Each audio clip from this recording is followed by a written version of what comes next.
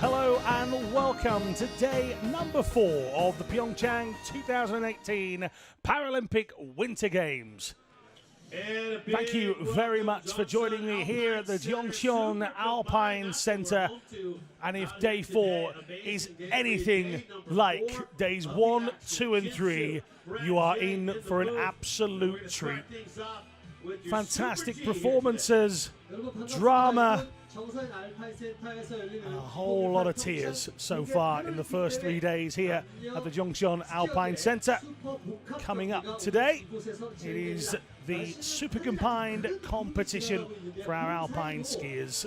Super G and slalom, all one competition. First session here on day 4 is indeed the Super G. 6 different categories, 3 for the men, 3 for the women. The classifications being visually impaired, standing and sitting. And when we go with the visually impaired, great temperatures for racing here at the Gyeongseon Alpine Centre. A few weeks ago, minus 10s, minus 15s, but not so much now. Yesterday, we had heat of 15 to 16 degrees. Won't quite reach that today, but it certainly isn't as cold as these athletes have experienced in the past. Good conditions, nice and clear. A little cloudy overhead. The sun will show through later on. We start off with the women's visually impaired Super G then. Remember, this is 2 events, the slalom to come. You combine your times from the 2 skis, and that gives us our medalists. We start off with the lady who has won everything there is to win so far, Henrietta Farkasova and Natalia Subatova of Slovakia. 2 from 2 in the Alpine so far, and Farkasova will have a message to send. A disqualification in the Super G and the Super Combined in Sochi 4 years ago. She intends to do what she did in the Super G earlier in this competition and win that gold. We start off at 1,130 metres and we drop right down to 545 metres. Eric de Gruber, our course setter for the Gyeongseon downhill. See those blue lines? That's the guide of the course. You do not have to stay within those blue lines. You do have to stay within the gates on the course. Final instructions coming for many of the athletes at the top. There you see Millie Knight, golden visor. Will she be the golden girl a little bit later on? Huge injury for Millie Knight at the World Championships, lost all manner of confidence. Confidence is a big thing for a visually impaired skier. They have a guide. The guide skis in front of the athlete and instructs them using a Bluetooth headset and microphone. Here you see on the right-hand side, Henrietta Farkasova. On the left-hand side in the orange bib with a G that you can just about make out, it's slightly folded up, is Natalia Subatova. 31-year-old Farkasova made her international debut some 14 years ago. It feels like she's just been winning ever since. Day 4 is away. You see on the right-hand side, we have a real-time and a factored time. All of these athletes' classifications are slightly different within their groups. Farkasova is a B3 skier, which means that she has the highest level of visual acuity within the band. A B1 skier would have no or very little light perception. The factored time, 91.60, which then means it runs slightly slower than your normal stopwatch. So that helps you out. Every now and again we'll pause and let you listen to the instructions from the guides. Hopefully you can hear those coming through.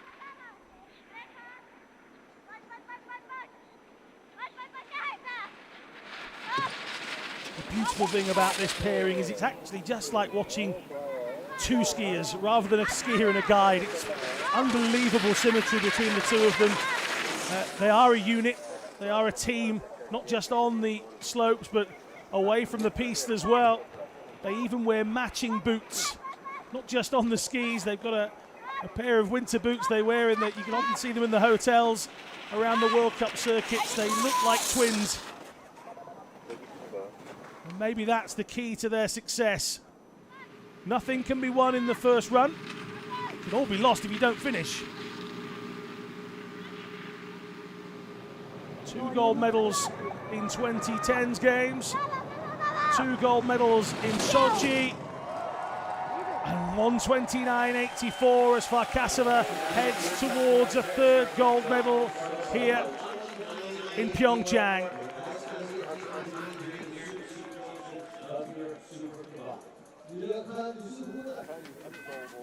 Next up will be Noemi Eva Ristau and Lucien Gechau of Germany.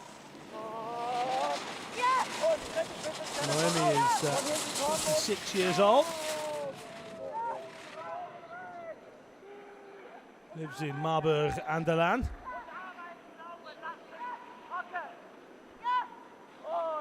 She's actually played a little bit of VI football in her time as well. Some 2.33 seconds down as it stands. Best so far on the world circuit at the World Championships last year in Treviso. A bronze medal in the slalom. Well, that's the other half of the super combined event. So it might just be a case of getting somewhere near during the Super G and using her slalom skills to try and medal.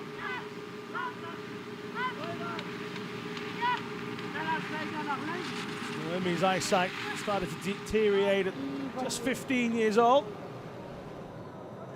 The effects of a disease. Along with the help of her guide, Noemi Ristau of Germany comes through the line in 1:35.50.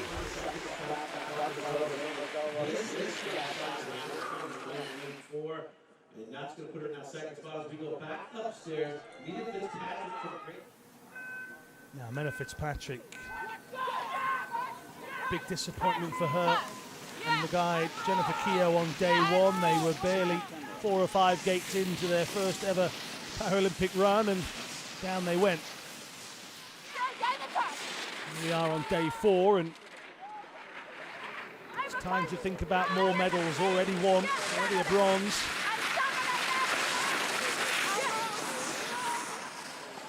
Nothing feels like chasing the impossible when Farkasova goes first. But that was the bib number she was assigned, number 1. And there's a very high likelihood that that's exactly where she'll stay. The 19-year-old, originally from Macclesfield in England,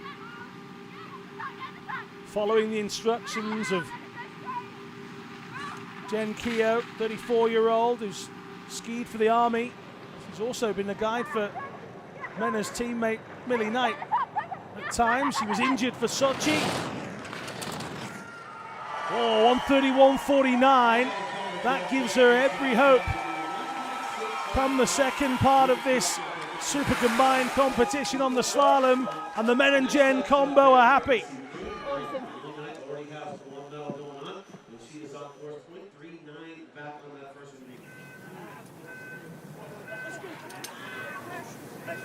Grab the top, roll it round, straight out. Here,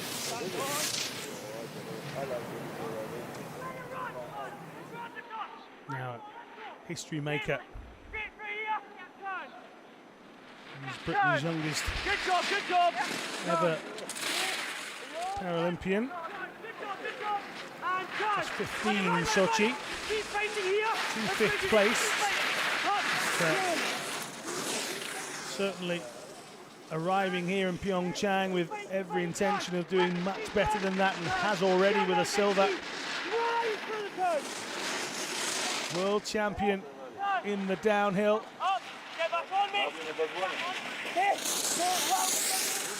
The end of one of her runs at those World Championships caused far more problems than anyone had ever thought. Mentally, Millie was struggling to get back on the skis and immersed herself in her photography work.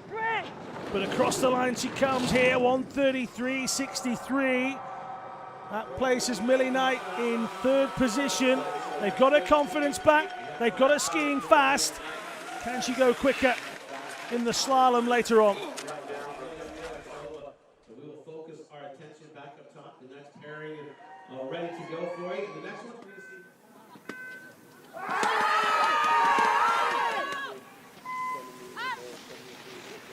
Time for some sisterly love then. This is the Sana sisters, Eleanor Sana and Guy Chloe in the bright yellow. Just going out of your shot.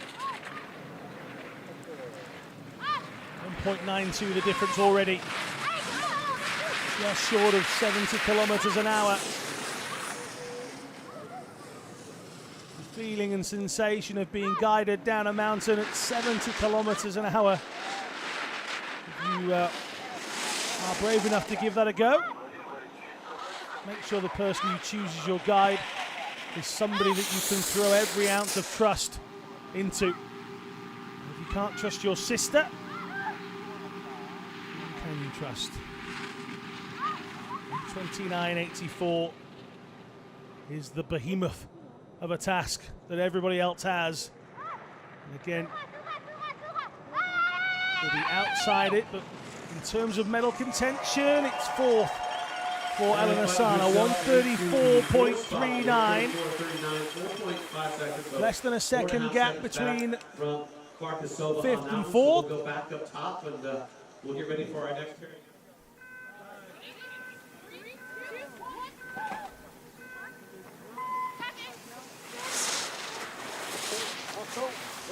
Stacey Manella.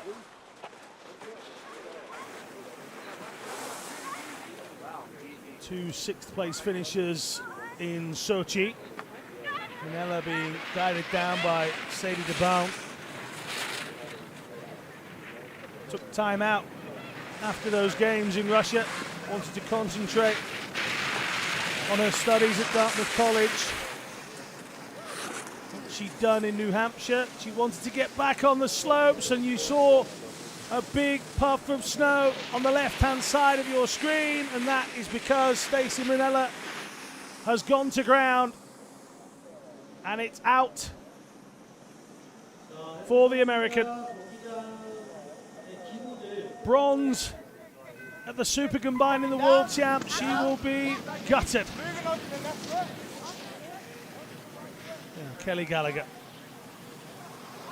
another that has amazing memories of Sochi, 32-year-old now, with Gary Smith.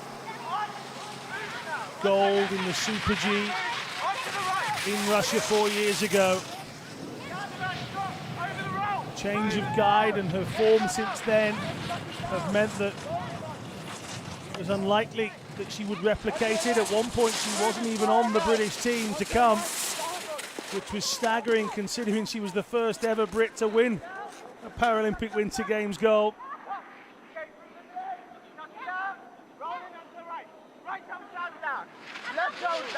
But here she is. And Kelly and Gary, some big support, over 76 kilometers an hour through that section. It sent Kelly a little wide, but Gary has instructed her back in the course. Now this is where Stacey Manella left us. No such drama for Kelly Gallagher. Again, great to listen to the instructions from the guide. Drop it down, move it here, keep left. Amazing discussions between the two. Some athletes talk back more than others. Some guides say more than others. It is all about what's comfortable for your team. And that's what these guys are. It isn't just about an athlete. They have to rely on that voice in front of them and across the line. 1:37.59. Kelly Gallagher drops into 7th position. And the British spectators are happy.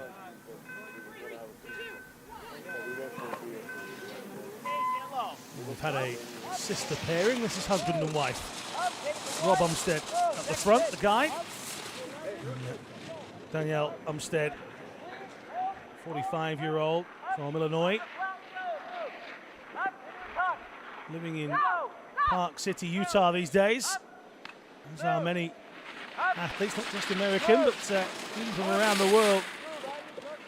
People flock to that part of the US. For its natural skiing climate.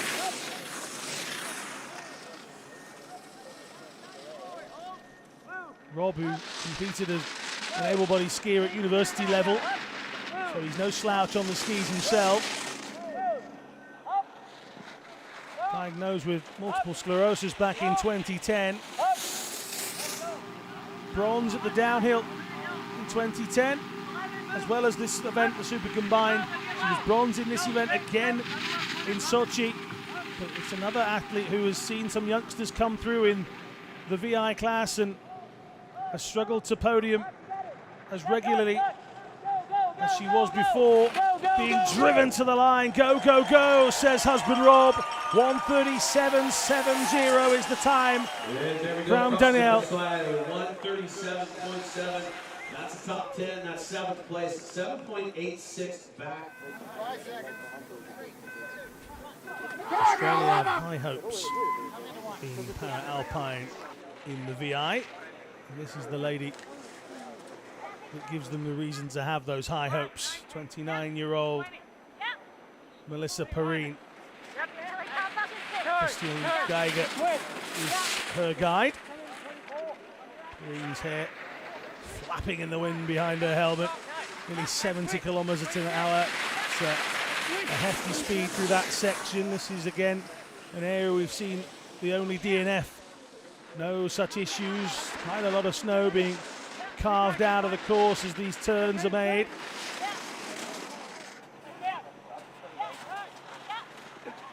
Took up skiing at 19, just over a decade ago.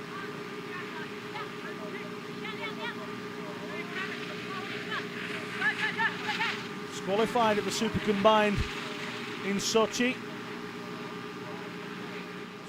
She had a makeshift visor taped to her helmet, and it was outside of the rules. She's inside the line, 1:35.50, so no problems this time around for Melissa Perrine. It's 6th position for now, but again, this is a 2-time combined event with the slalom.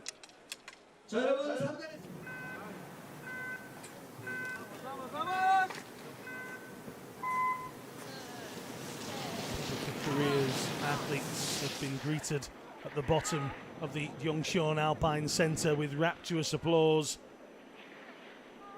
Multitude of flags from all nations, really, but whenever a host nation's athlete has appeared here, like in all games, host nation's support is always very strong, and young Jaerim will experience that should she make it to the bottom. And I say should because one of the issues with para-alpine skiing is making it all the way to the bottom. 28 years old from Seoul, which is some 4 hours away west of the country.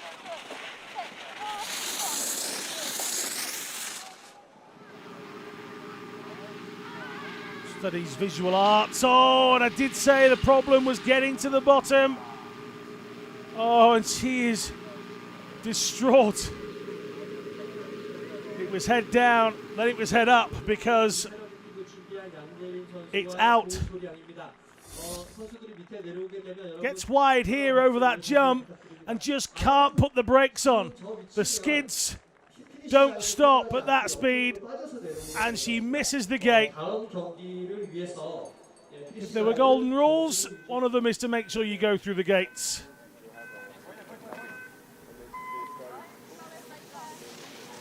Anna Peskova and Michaela Hubakova. Oh, and it's an early exit here as well. A big early struggle now. Is she within the gates here? You know, she might be. The arms held out wide by Michaela. And I think they'll carry on here. Whilst she was wide, she didn't miss a gate. But why not enjoy your Paralympic experience and get to the bottom? You may as well put in a run. She's still only 13.5 seconds back. There are 2 athletes who DNF, so if she can make it to the bottom, at least she can say she finished. But a very big early mistake for Peskova.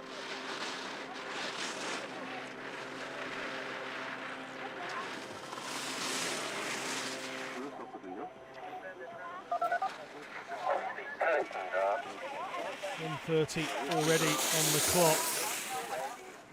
Disqualified in Turin at the downhill. Had the same effect in the giant slalom in Vancouver, and another error here means that well, Peskova certainly won't be challenging for any medals. Will she continue the run? No, she's now at the side of the course, so that's the end of day 4 for Anna Peskova of the Czech Republic.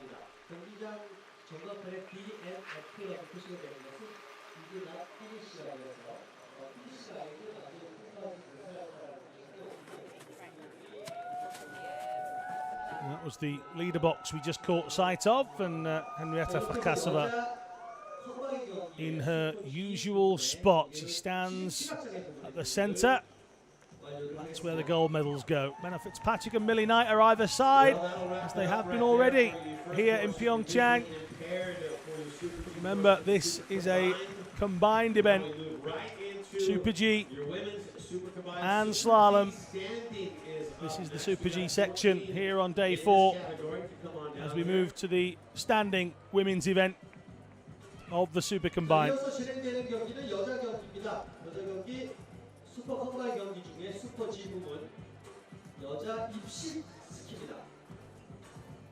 Marie Bochet is 2 for 2 here in PyeongChang so far. Andrea Rothfuss, Alana Ramsey, Anna Jockemson, just some of the names that will try and chase down the much fancied Marie Bochet.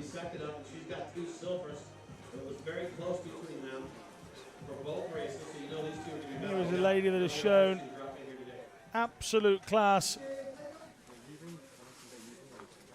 pretty much every time she races. It's hard to look past Bochet for any of the titles here, but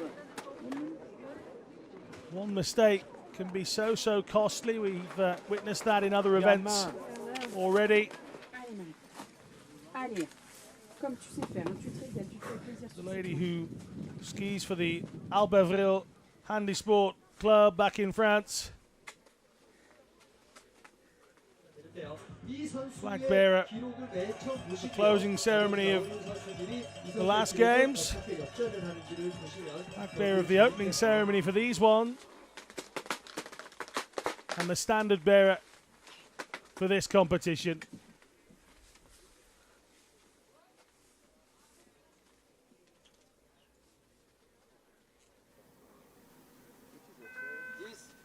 Over the last 3 World Championships, she's won every gold bar 2. Phenomenal athlete. Just the single pole used by Bochet due to her impairment. Only in the right hand will she use the ski pole. But watch on if this is the first time you've ever seen Marie Bochet, and tell me at the end if you think it matters to her whether she has one ski pole or not. 5 gold medals in Sochi. A DNF in the slalom. Will she get the clean sweep here in PyeongChang? She's determined, she's quick, she's skillful. It's a recipe for disaster for everybody else.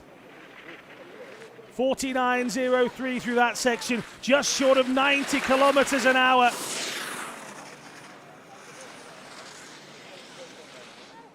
Flying down the course here at the Yongchon Alpine Centre. destroying the clock with every run she puts in here in PyeongChang. What sort of time can Marie Bochet set? And it will frighten the rest of the field. Just wide here, and there you go. Disaster can strike at any moment. And whilst Marie Bochet is the heavy favourite every time she puts her skis on, human error is always lurking around the corner.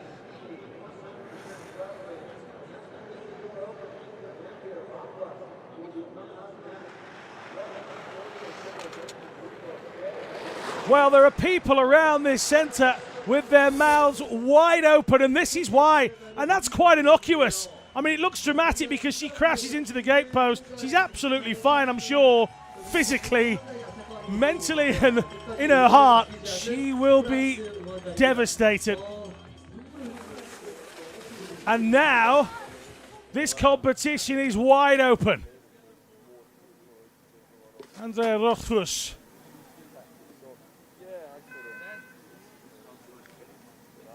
If there's a silver to be had behind Bochet, Andrea Rothfuss is pretty much normally there. Super combined silver last time out. Huge opportunity now for the German skier to go one step beyond.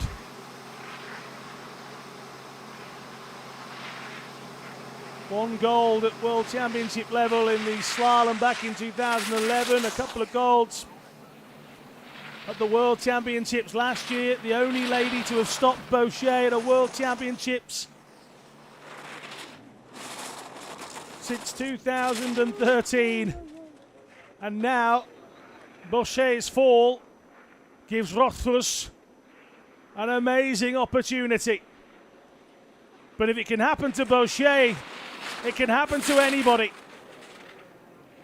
And now it means all of these skiers will be on their guard. 81.6, he's much slower through that section than we saw Bochet, but, well, eventually Bochet's attempts to push the boundaries cost her. Rothfuss must be steady, must be secure in her performance. You must cross the line, it's as simple as that.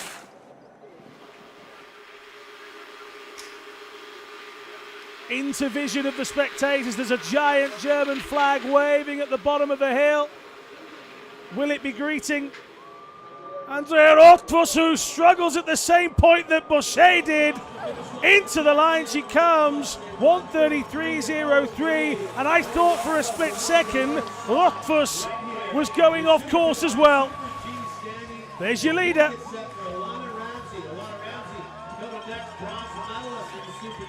Just a few days ago. So Canada, Alana, Let's go, come on!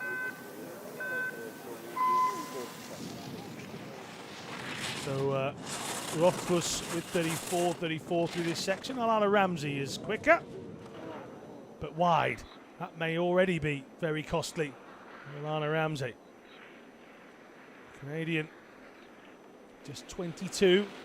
Plenty of Paralympic experience you expect still to come in her lifetime.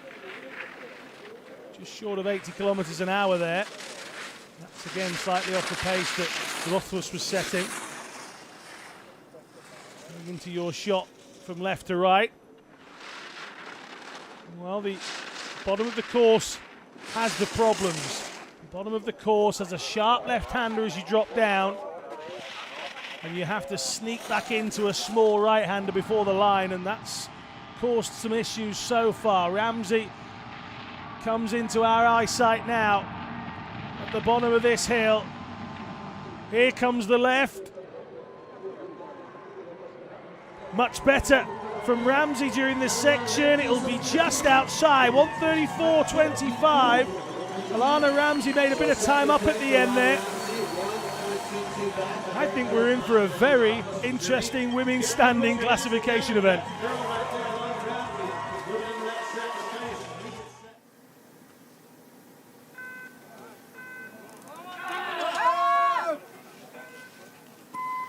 Anna Jochemson The first single leg skier we've seen here on day 4. Anna uses the outriggers, which are also used by our sit skiers as well. That's the alternative to a ski pole in the right and left hand you see at the moment for Anna Jochemson of the Netherlands. 32-year-old from Manzini, now lives in Utrecht. 70.6, those outriggers used to give additional balance. Oh, and she needed them there. The back end of the ski kicking out.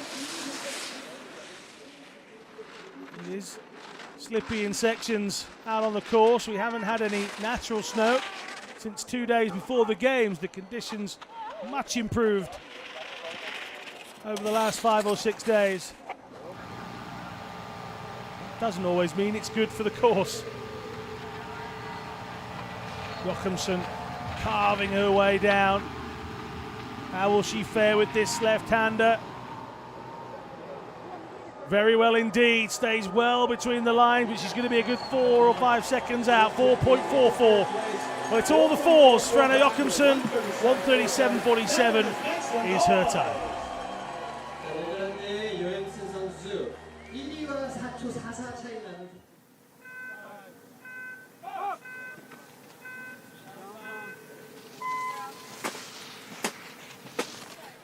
Definitely Jallen. 2.5 back in this early stages, and similar to Jochemson, a single leg skier, but Jallen's impairment more so with only the use of the outrigger in one hand as well. So Jallen, a very much predominantly right-sided athlete. The core strength needed here to counteract that balance at times is immense. It is hours in the gym to be this strong. It is hours in training to be this good. And it is years of experience to ski fast on one ski. 1:33.03. Down comes Jallen, just a little off balance there, but holds it together. 21-year-old from Harding in the States. He's going to be well outside the times, but very comfortable through that tricky last section, and across the line she comes in 1:40.40. A raised arm in celebration from Stephanie Jallen. She made doing it on one ski look easier than some people find it on two.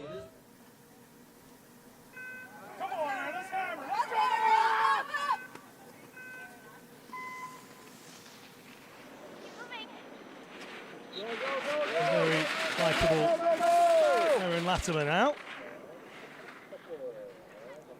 Just 21 years old. Good speed through this section, 72.3 kilometers an hour. From left to right she'll come. Coached by Jean-Sébastien Labrie, or JS as they call him, for obvious reasons.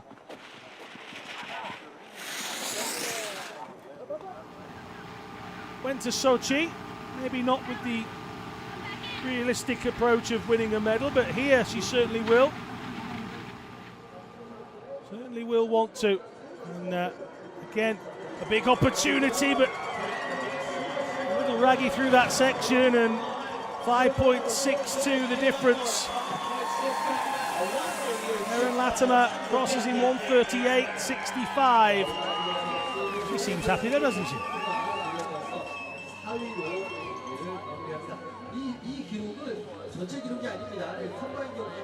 There's our current leader box. As we say, the combined event, it means nothing until the second run, but you certainly can put yourself in a good position. This is Petra Smazova. Another quick Slovakian athlete. Got a good team, Slovakia, here in Paralpine, both in the men's and the women's section. He's already behind Rothfuss, but a lot of people will be. 26 27 years old, Petra. She seems to have slowed through that section. Into the flat.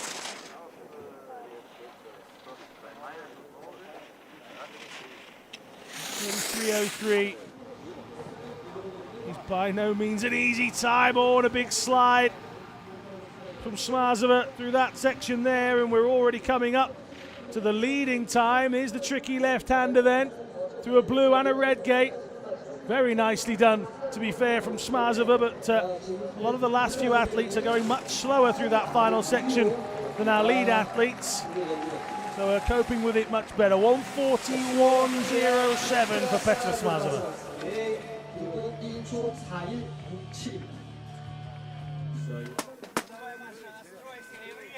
Maria Populova, 35 years old,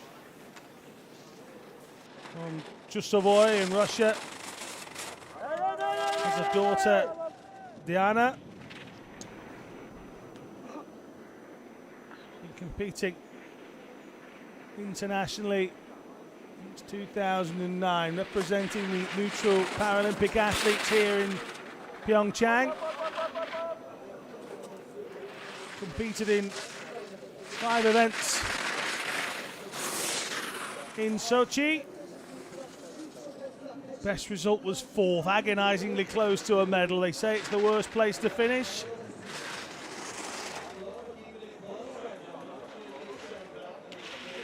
And just the use of the ski pole in her left hand due to her impairment. She's actually born with hers. Born without a right hand. Something that she will have adapted to at an extremely young age. Learned to do everything. And Populova even learnt to ski, and ski well. Populova's time is 3rd best so far, 1:36.07.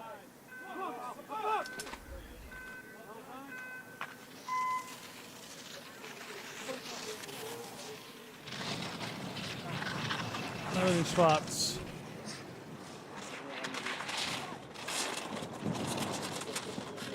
Active time for Melanie is 91.41. 32-year-old, originally from Toronto. And she switched allegiances to the American team from the Canadian team. She thought she'd have to be tested on the US anthem by her teammates. In fact, all they made her do was recite all of the names of all of the American football teams. That was her test to see if she was now an American. She does know all of the words to the Star Spangled Banner as well.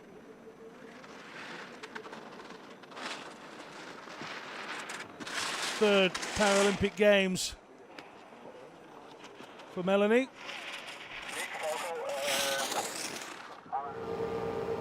Again, just the use of the single ski and the left leg. Congenital leg amputee. Also missing most of her right hip as well. Coming to the line, 1:40, no, well, she's got inside eventually, 1:39.78.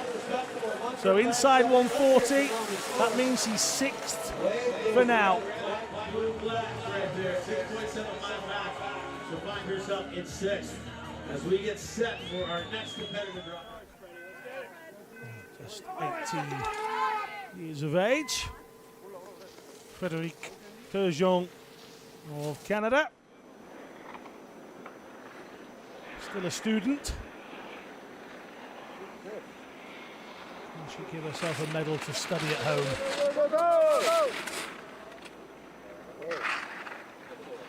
Again, at just 18, there's plenty of Paralympic future ahead. Next, from Montreal. Studies social and behavioural science.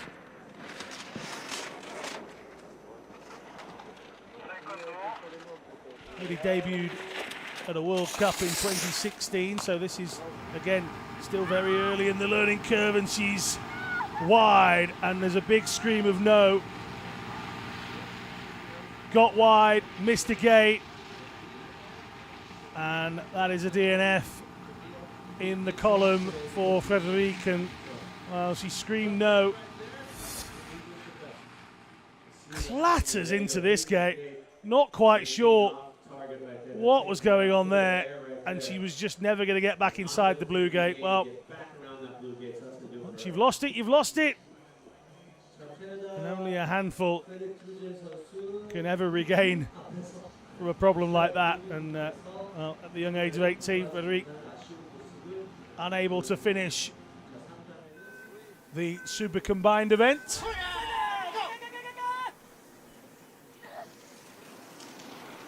Ami Hondo of Japan, the distinctive pink helmet, flies down the PyeongChang Alpine downhill course.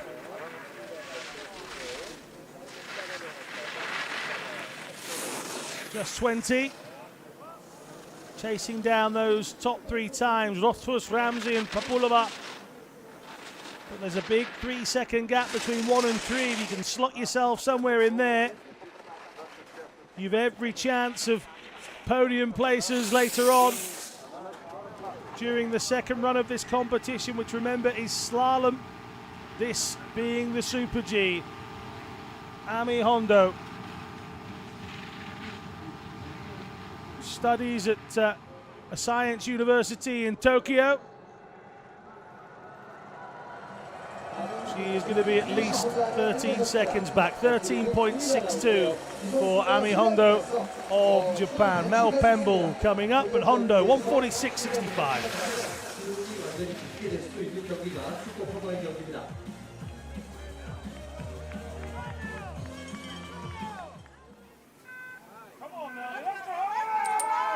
Only 14 people in this event, so you've already got 2 or 3 DNFs.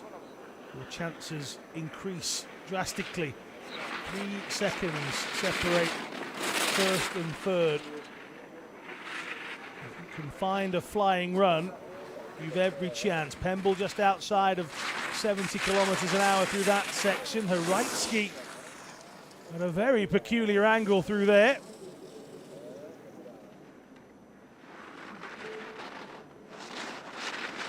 Pemble, his impairment is cerebral palsy.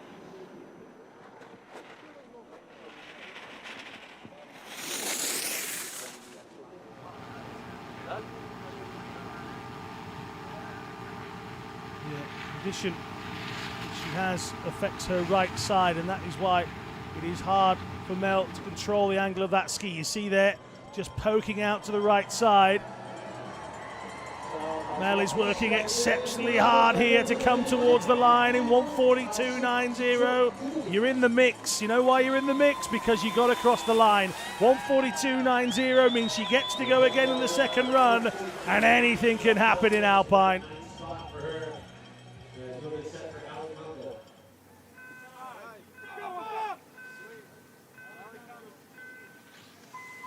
Ali Kunkel, the third of the Americans in the women's standing. The first 2 have finished, so Kunkel won't want to be outside of that club. Just 16. I always wonder what goes through the minds of athletes below the age of 18, 19. Huge expectations, being away from home, away from your creature comforts, maybe even away from your mobile phone if the team rules are so strict. How does a youngster cope without social media for more than an hour? Oh, she coped with that. Brilliant. Can she get back in? Yes. Carries on. Well, Kunkel using every ounce of strength she's got. Again, just the use of the single pole in her left hand. Tucks in. Makes herself as small as possible and gets over in 140.68. She's 8. In fact, the American team are 6, 7, and 8.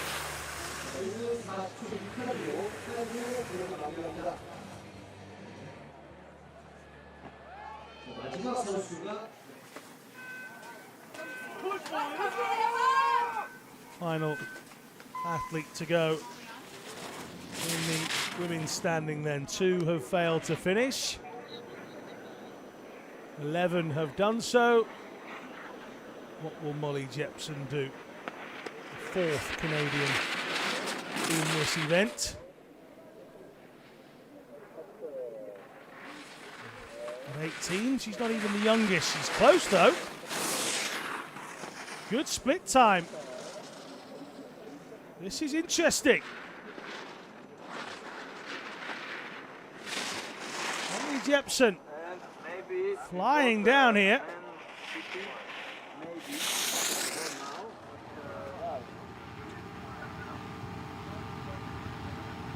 Skis for the Whistler Mountain Ski Club back at home. A broken ankle in February of 2017, so this is pretty much a comeback, if you like. Flying through here, 132, 133. Oh, 134 exactly from Molly Jepson. Well, we nearly saved the best till last. Final athlete out of the gate gives us a whole new ball game. There's just 0.97 between the top 2, and now the top 3 is just 1.22 separated. Do not switch this one off. Well, standings after our first run in the Super Combined. The Super G is done and dusted with just the slalom to come. Rothfuss, Jepson and Ramsey. Populova just outside for the neutral Paralympic athlete. Now we stack in rack 8 more legs to go, and we get into your women's Super Combined Super G City category now. And remember, it doesn't matter if you're first, second, or third. You just want to keep it tight in each race because it's your combined times together that matter in the end. Yes, right. Women's Super Combined sitting event coming up for you here at the PyeongChang Alpine Centre. Anna Schaffelhuber is the lady to beat, retiring after these games despite dominating these games as she did in Sochi. Schaffelhuber is very much the dominant force, but we've seen mistakes from the best in other classifications.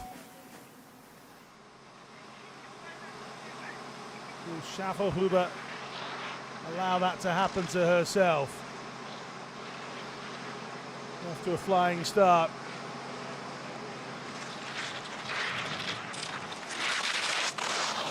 The best in the world gets us underway. And here's another lady that we just don't expect mistakes from. Just 25. As I say, talking of retiring.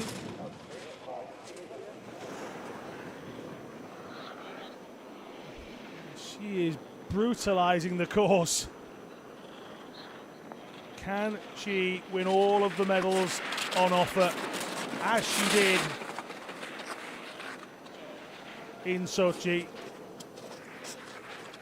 Just short of 70 kilometers an hour. The sit skiers, as you'll note, very different beast altogether.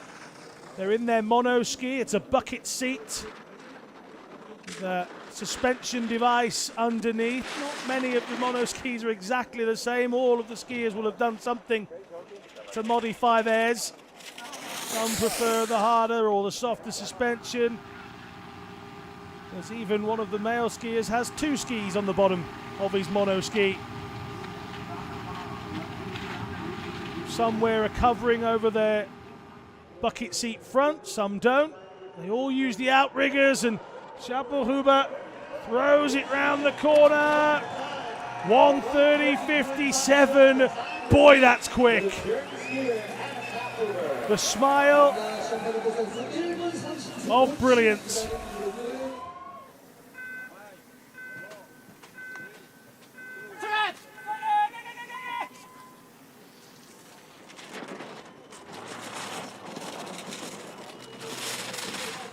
Muraoka.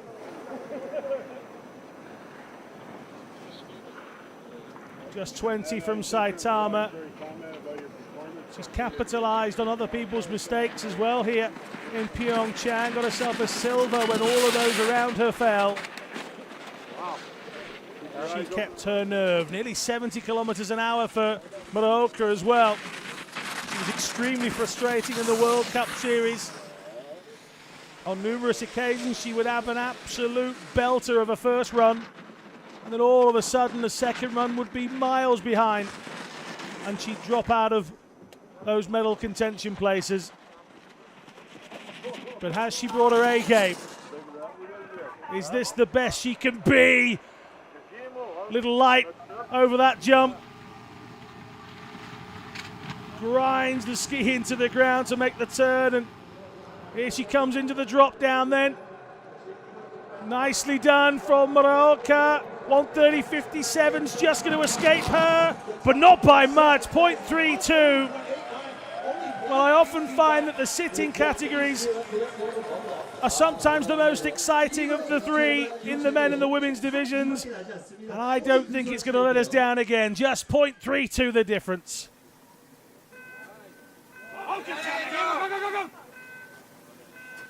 This lady was fuming yesterday on day 2. Not happy at not getting gold. It's as simple as that for Claudia Loesch. It's about the golds. And look at the difference in speed. At this section, I've been saying, nearly 70 kilometers an hour. She's going through that at 75. We are moving here in the sit ski event. The 29-year-old from Vienna spends her days in Innsbruck now. Wants to spend her days in Innsbruck talking about the gold medals she's won. She took one at the slalom in 2010 and in the Super G. Didn't get a gold in Sochi and came here in PyeongChang with just one thing in her mind, and that was to get some more of the gold. This is going to be quick again, but it's also going to be outside. Loesch to the bottom, 1:32.14. 1.57 seconds back, and it's a shake of the head from the Austrian.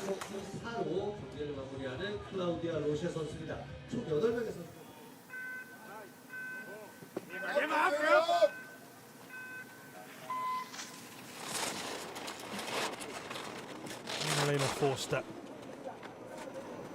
22 years of age. Will she take over the mantle from Anna Schaffelhuber when Anna retires at the end of these games?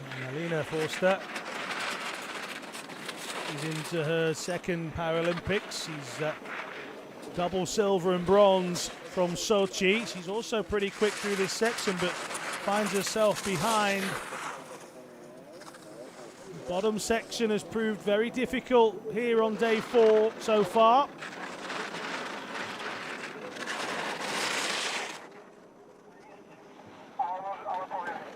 Manella Forster born without a right leg. And also missing bones from her left leg as well. So sit skiing gives her the opportunity to feel the thrill, to experience the adrenaline rush that is Alpine skiing, and she glides away through that section, but will be outside of the times. 1:32.40. All 4 of these so far separated by less than 2 seconds. Allez, it says.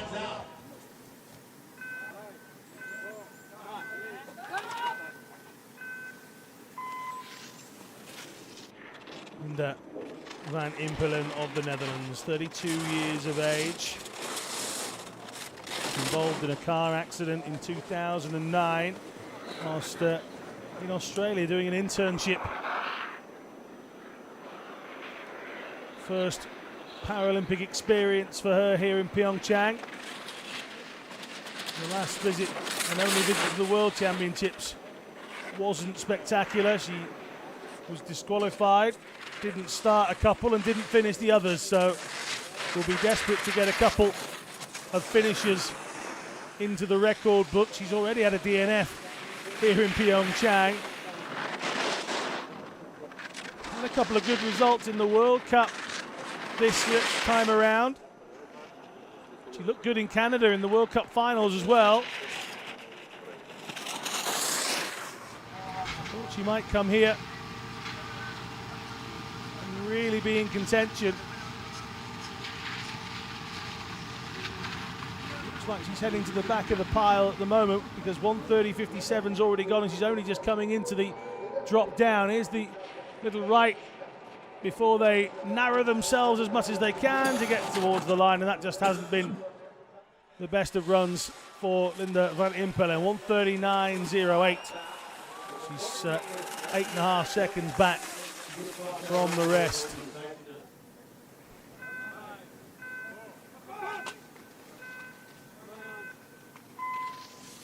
Rory Stevens.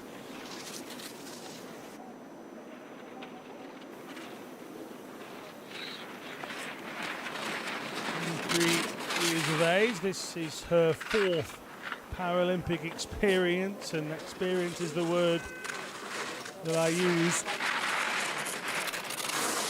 You don't go to 4 Paralympics without learning a few things. Rory Stevens has more memories than she can care to admit.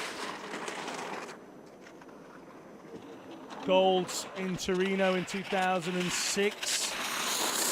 Just the singular silver in 2010.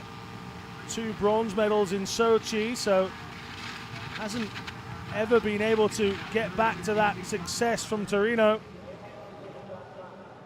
And she's in the mix here though. Won't be too far outside of the 1:30.57. 1:33.06, so it's 5th position so far for Rory Stevens.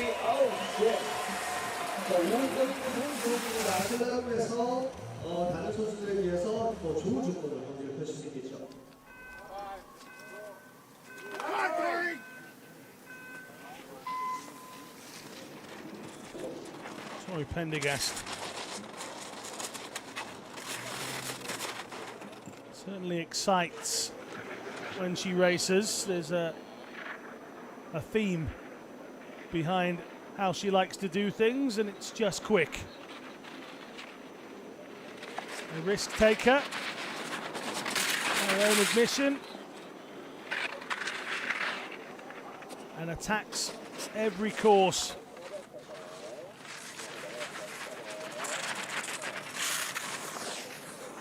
In the first couple of days worth of competition, she's had missed out on a medal moment and a DNF.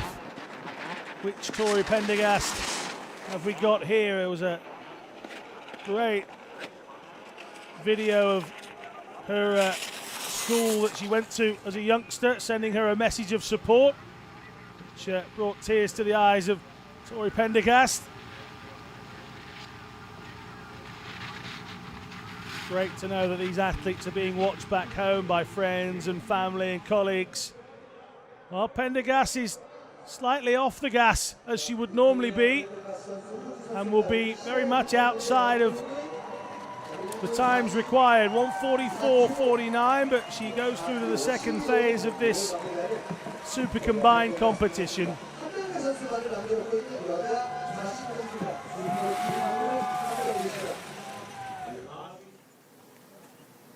Stephanie Victor.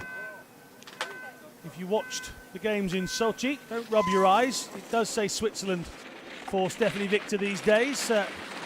Changed from the United States of America to Switzerland in 2017. She's married to Marcel Groenen, who is from Switzerland. He is her coach and her husband, and she wanted to do something for him. So she now represents Switzerland, but has got golds on 2 occasions at Paralympics. This is her 4th games. It didn't go well at all in Sochi. A big injury in the Super G, the only event she got started. Gold in the Super Combined though in 2010. She would love to be somewhere near, and she's going great guns here. She will not be far outside of the 1:30.57. This is great from the great Stephanie Victor. 1:33.92, it's 6th position. It only takes a couple of mistakes in a small field like the women's sitting to have an impact. She loves us all.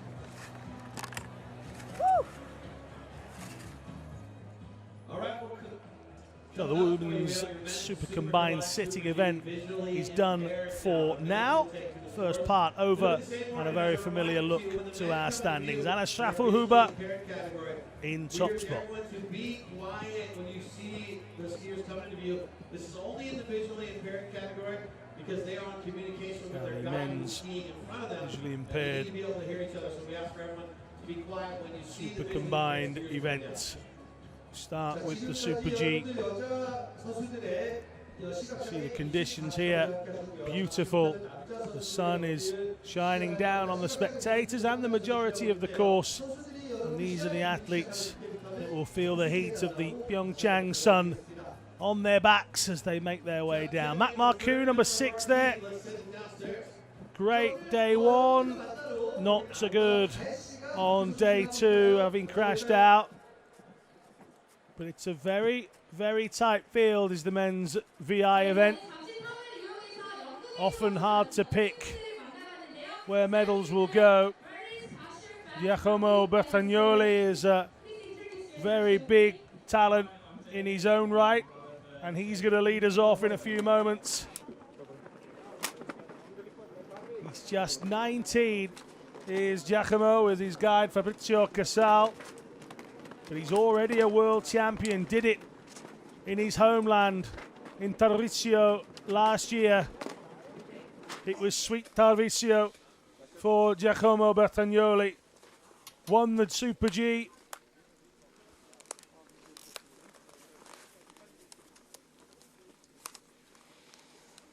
At the World Cup final last year as well, but it was the super combined event, this event, that the young Italian took home from the World Championships. Can he, 1 year later, take that into a Paralympic Games?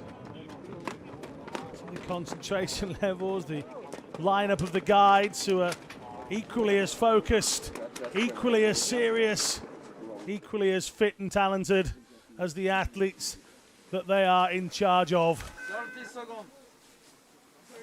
Bertagnoli, again, a B3 classified athlete. All of the athletes within the VI category are either B1, B2 or B3.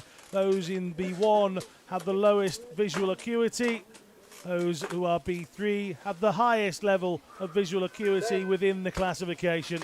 So their clock goes slightly quicker than a B2, whose clock would go slightly quicker than a B1, but all of them would go slightly slower than your average stopwatch. Real time and factored time on your screen now to demonstrate that very point. As if I knew it was coming.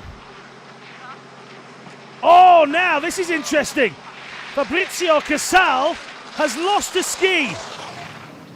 Our guide now turns into a single leg skier, and it's disaster for Bertagnoli, and it's the guide. Well, this is unreal. Fabrizio Casal, it's the first time I've witnessed this. People have malfunctions with their equipment all the time, granted. But the guide here has lost a ski just here. It uncouples itself from the boot.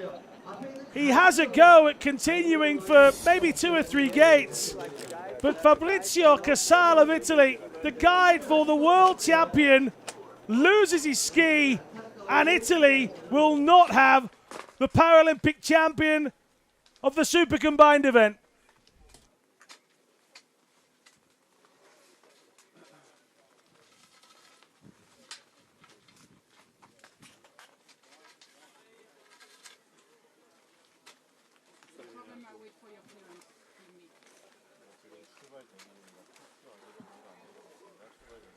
So we'll go back to the start of the VI event in just a moment. You see the sun beating down. Now for some of our athletes, their different impairments even within this classification mean that some will not have light perception as good as others. For some, when it's overcast, it's easier for them to make out shapes and patterns. When it's overly sunny and it all is just one big glare, Some really, really struggle to understand the grooves or even see anything that they perhaps all had even in limited amounts before.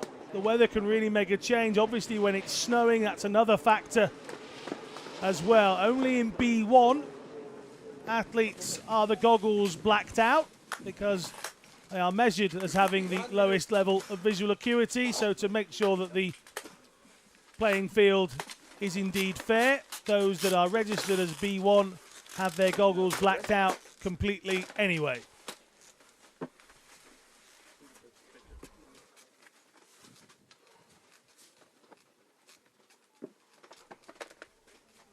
Miroslav Hreos and Maros Hudik. Bronze in the men's Super G, so this will be the favoured part for him, being the Super G of the Super Combined. I think the venue has just about coped with the surprise from the first run.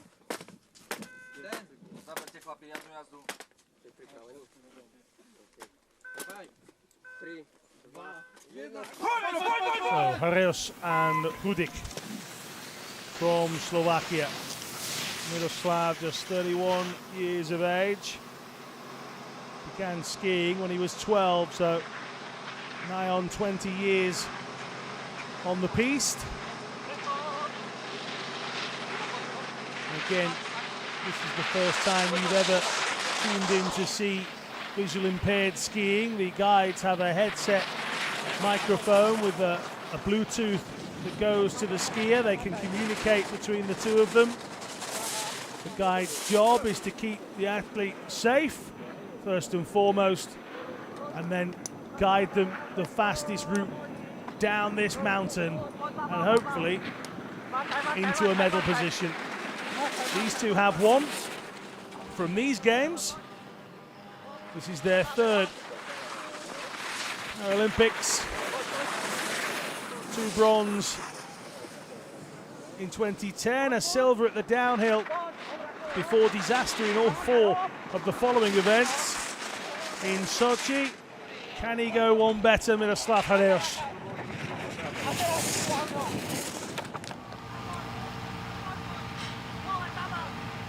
See the guide constantly looking back. A skill in its own for the guide, being able to slow and quicken when necessary. Hreos wide, cuts back inside the final gate. That would have been rather unlucky to have missed the last one. 1:25.02. So the standard is set by our second skier in the men's VI, and Hreos a little out of breath.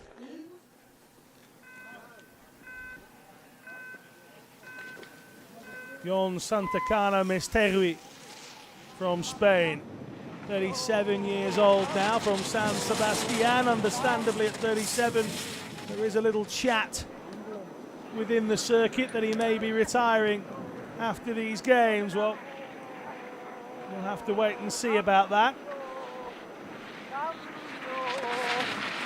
He's got 5% vision as a result of a disease.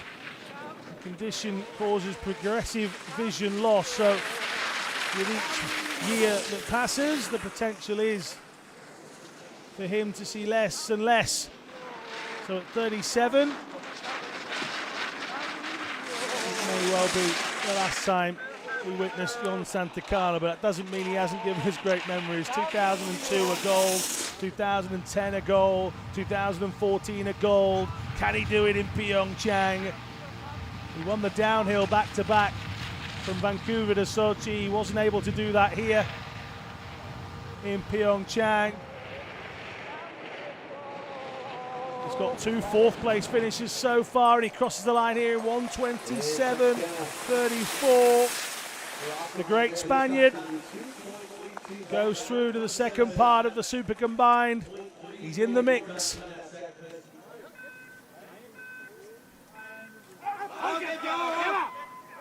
I love the phrase, age is but just a number.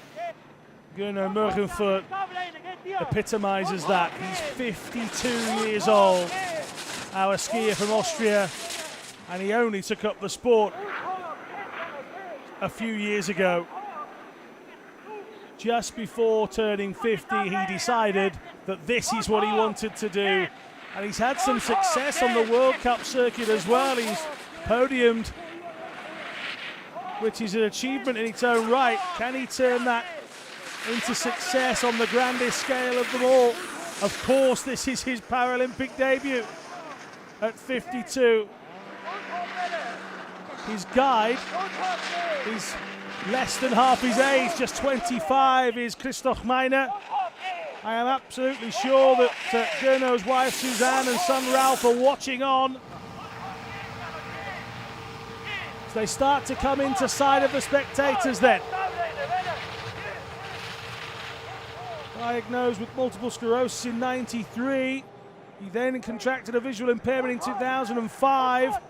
Gernot knows how to fight, and he fights himself to a 129.41. His phrase is, if you always do what you've always done, you'll always get what you always got. Brilliant.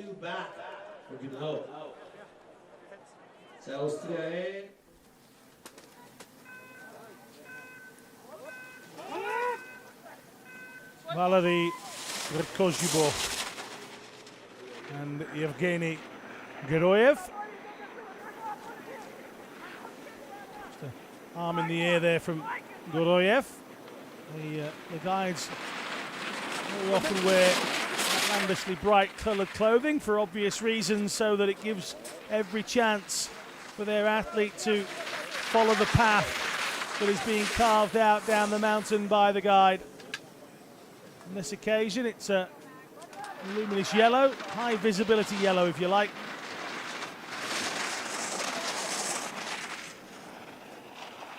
Valery is a B2 classified athlete. We only have one today in this competition. Right at the end for Slovakia, Marek Kubacka, who has had a fantastic World Cup season despite being the B1 athlete on the circuit. Here towards the line then. This isn't too bad from Verkozhubov. 129.42. It places him in third for now, just in front of Gernot Morgenfort. In fact, no, they've double-checked that. Morgenfort stays ahead, only just by 0.15 at the moment. The plus 50-year-old is in the medals, but this man will be there or thereabouts. Mac Marcoux. It's the Mac and Jack combination. Jack Leach, the guide. Talk about two lads that enjoy each other's company, that enjoy being on the slopes and enjoy being winners. And they look at that. It was virtually identical. The body shape, the path, the leap through the air.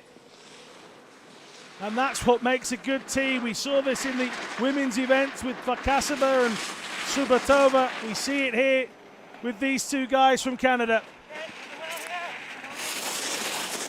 From Ontario, it's a second games. It was gold in the giant slalom in Sochi.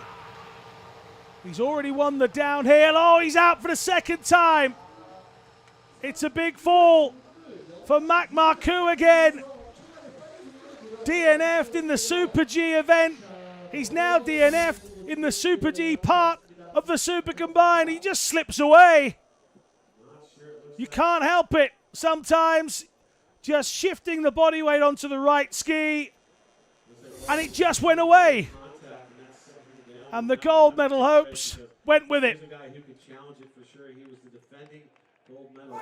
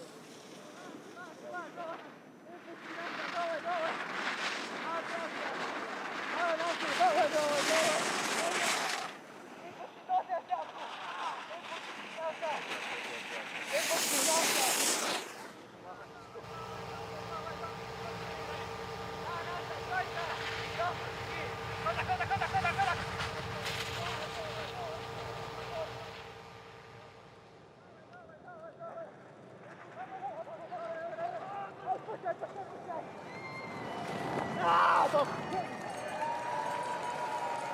comes across in second place of 1:25.79 for Slovakian Jakob Grego. 1:77 back. That's going to be dangerous coming up into the slalom portion of your super combined.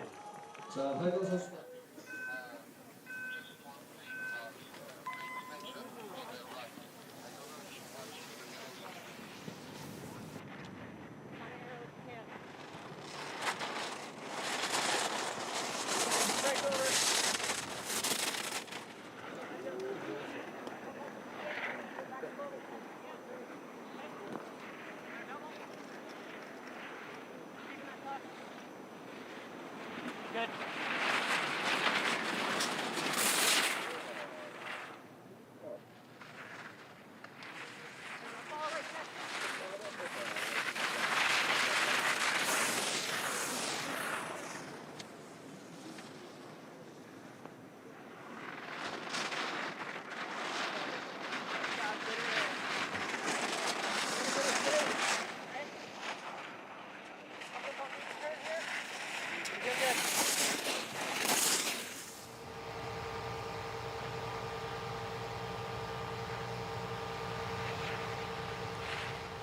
And Burton and Brandon Ashby coming down towards the end of their run. The man that was a former linguist in the US Navy. It's the second games for Burton. 31-13 for the man that competed in para-biathlon and para-cross country in the last games. Right now here in your men's super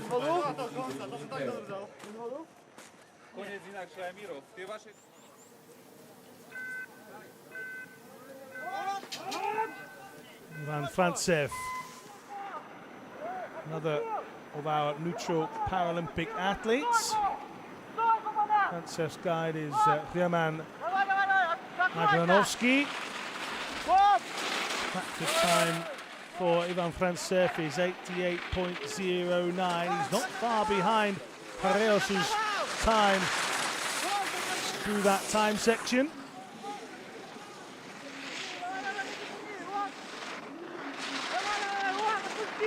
26-year-old on Petropavlovsk.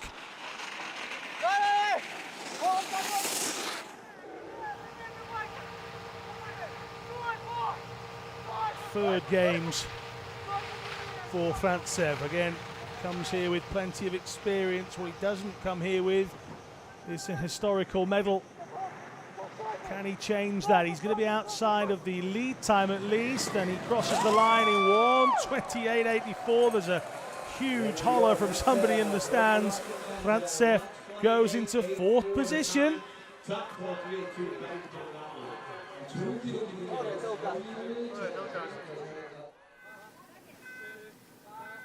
Maciej Krezel. The Polish athlete has Anna Ogazinska as his guide.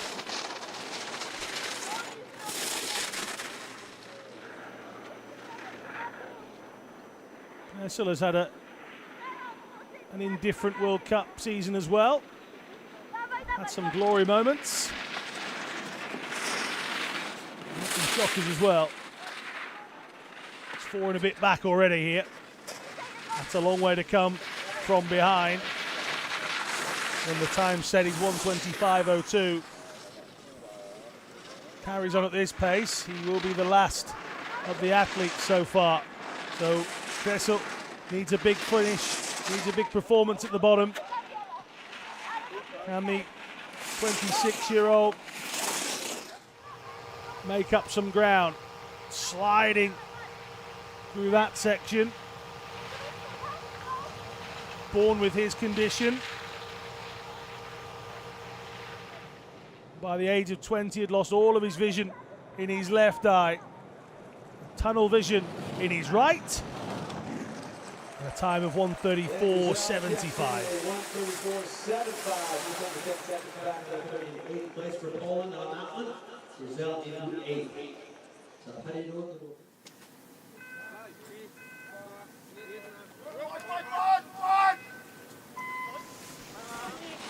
Patrick Hefner And Miroslav Makala. Miroslav just nearly doing himself a mischief. Was looking behind him and caught a little groove he wasn't expecting. He's kept it upright, which is useful. We've already seen a guide error which proved costly. Miroslav Makala nearly guilty of one as well. Big slide out there. The left ski really moving away. Patrick Hetmer will have lost a big chunk of time through that section.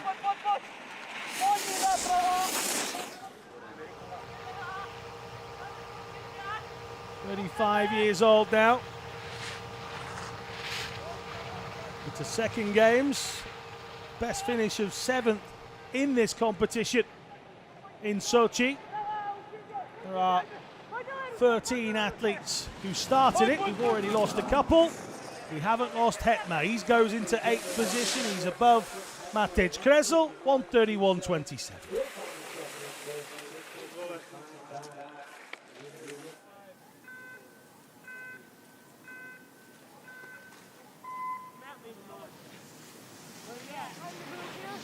Now Mark Batum and Cade Yamamoto. Mark Batum is 59. So we've had a 52-year-old in Bruno Morgenfurt. Now got Mark Batum, originally from Seattle. Mark was skiing from the age of 9, so it was always something he wanted to do. Big cookery fan as well.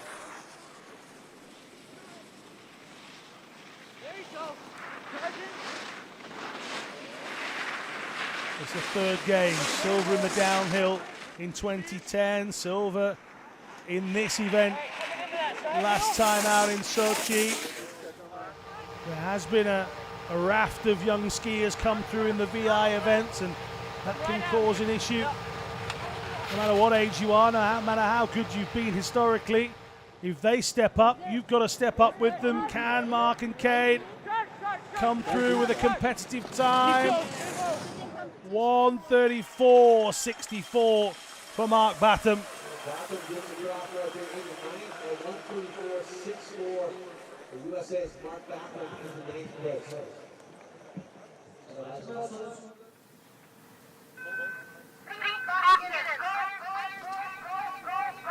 Now, this is a skier who will have no sight of this course. He's already ahead.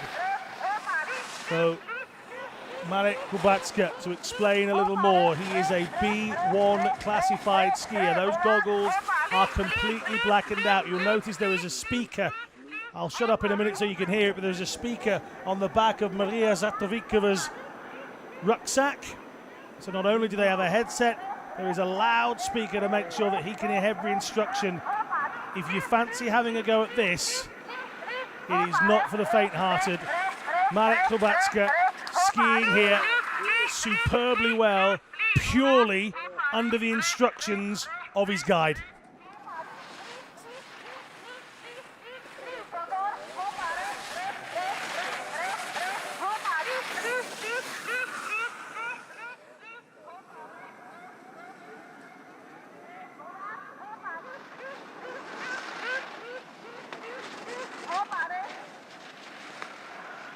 Oh, it's disaster on day 4. Well, Maria was doing everything she could, and all of a sudden it just got away from Marek Kubacka.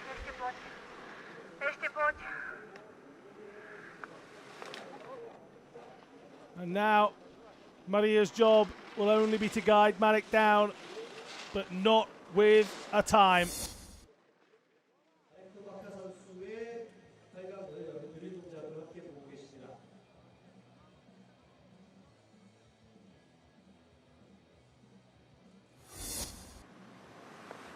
So it's an end for our only B1 classified skier in this competition. Marek Kubacka had high hopes, Silver last time out. This time out doesn't make it all the way down. So Miroslav Hreos leads from Jakub Krakow. The Slovakian 1-2-3 was not to be. Jon Santakala Mestegui is inside the medal places.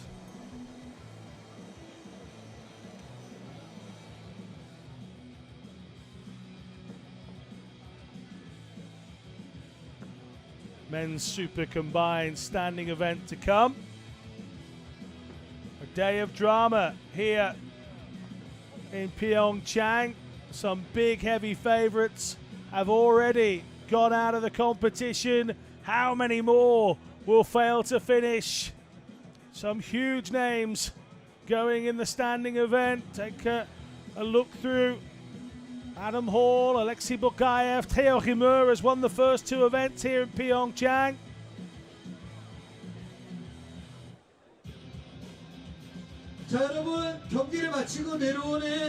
Andorra's only athlete competes here in this event. Sweden's youngster Alan Lindström is laid on. Thomas Walsh, a character from the States.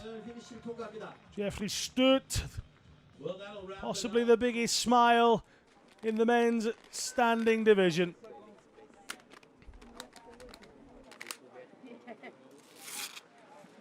"32 athletes take part in the men's standing event. And Switzerland's Jaerim is 2 for 2, 100% record so far. What can he do in the super combined? Well, first up is Martin Franze, a man that has no use of either pole. 33-year-old from Hrbanovo. Speaks 5 different languages. And got very close to one of those illustrious Paralympic medals in Sochi. 4th in the giant slalom. This may not be his strongest event, the Super G and the slalom, to give us the super combined.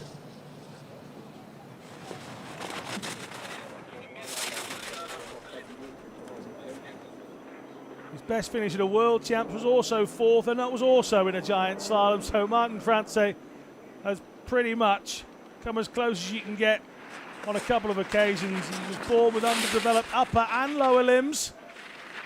So not only visually will you note that he can't use ski poles, he also has an impairment in his lower limbs as well. So Franze has a factor time of 57.68. All of these athletes go through very stringent tests so that they're classified correctly, and then within those classifications their impairments are measured. And the factor time is created for each equally and fairly.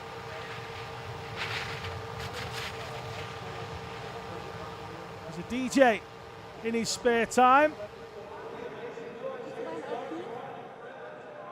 Martin Franze just keeping inside that red gate. 127.62.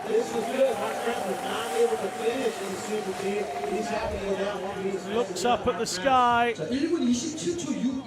which is clearing nicely. Robin Kusch.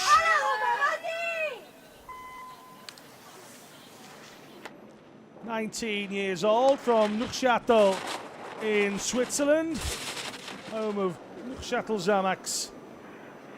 He's a student there. He loves the adrenaline rush that the sport gives him. Born with hemiplegia, which affects his right leg. You'll note sometimes as he's turning just there that there just isn't the control and the strength in the right leg that he would want, so it shakes visibly. There you go again, look, as he makes those turns,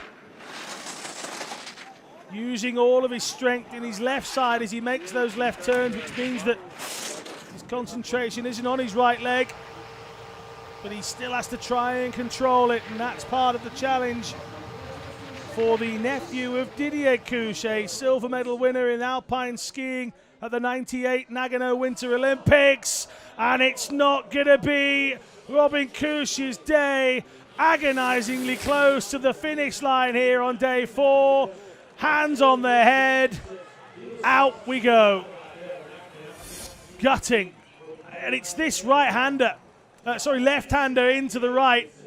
Really close to the end of the course. It's 3 gates from the end. You come through a left, through a blue, continue through the left in a red, and then you've got to get back to your right. James Whitley from Great Britain. Stop me if you've heard this one before, but he is the grandson of a former Prime Minister of Northern Ireland.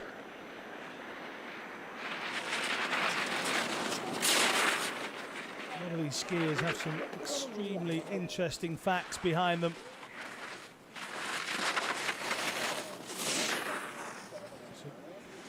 Extremely nice lad, actually. It's James Whitley. Big into his swimming and his Formula One racing, and hence his love of speed. He's done well there to maintain some balance. Is he on his slicks? 1:27.62 time to beat so far. Oh, Whitley has an issue with the bottom section too, but he's held it together. 1:30.21. Well, James Whitley for a moment had a huge wobble and will breathe a sigh of relief.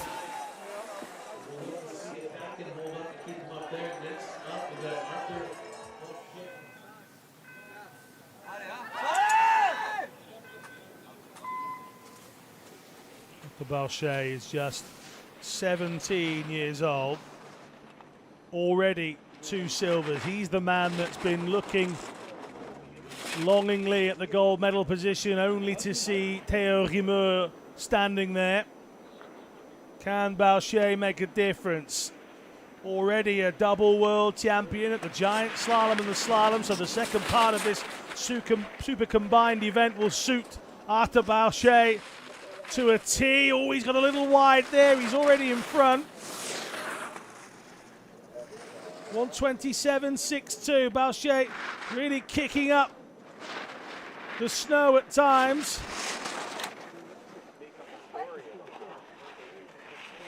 Interview of the spectators he comes. There's still a way to go from here, but the spectators get a great view of the athletes making their way down, including this tricky turn into the left. Got to keep it nice and neat into the right, and he has done. Bochet bows down through the line, 1:24.90, and the Frenchman says, come on then, Jaerim, let's have some. There's your leader.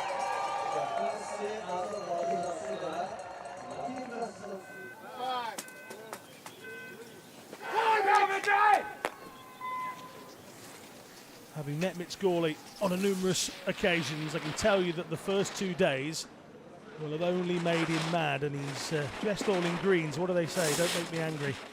You won't like me when I'm angry. Mitch Gourley rides quick. 1 ski pole at use due to Mitch's impairment. He is indeed the athlete representative to the IPC, International Paralympic Committee. He is a voice, he is a character. He has his beliefs at how the sport should be run, and what he does do is brings his A game every time. And sometimes his risk-taking catches him out, but Mitch Gourley, world champion last year at the Super Combined, this is his baby.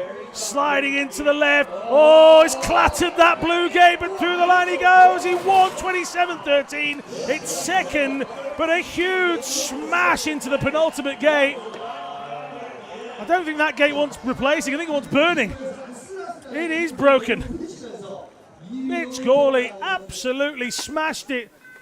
The issue will be whether he straddled the post or not. Markus Salka. This event is hotting up.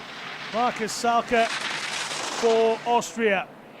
Overall World Cup winner a couple of years back. The 26-year-old from Klagenfurt.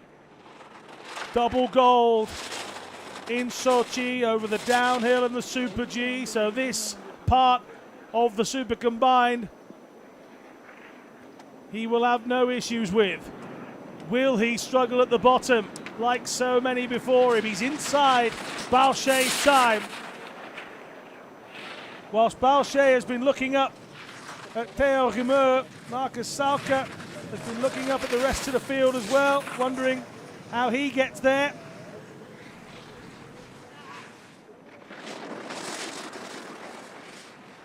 And it's out. Sochi's Super G gold man goes. Marcus Salka is gone. Wide here and just never going to get back inside. There are a couple of really crafty turns on this course, and if you're not on the ball, you're on the bus home instead.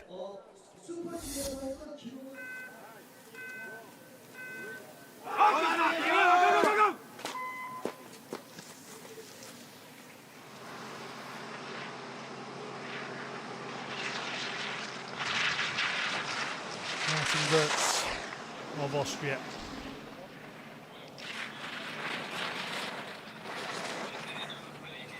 '24-year-old.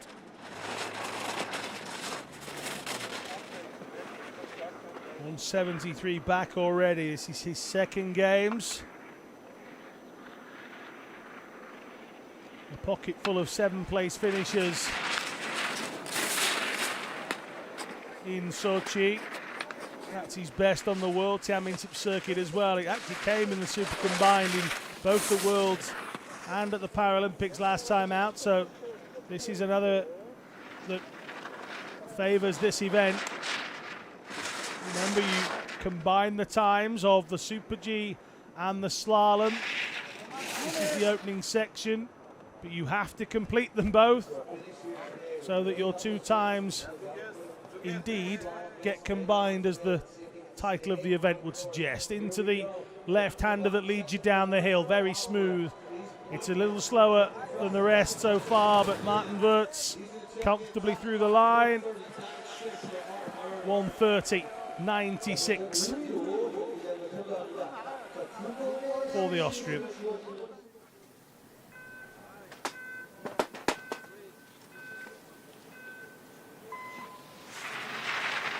This is Santeri Iveri, 17-year-old Finn from Lapinranta in Finland.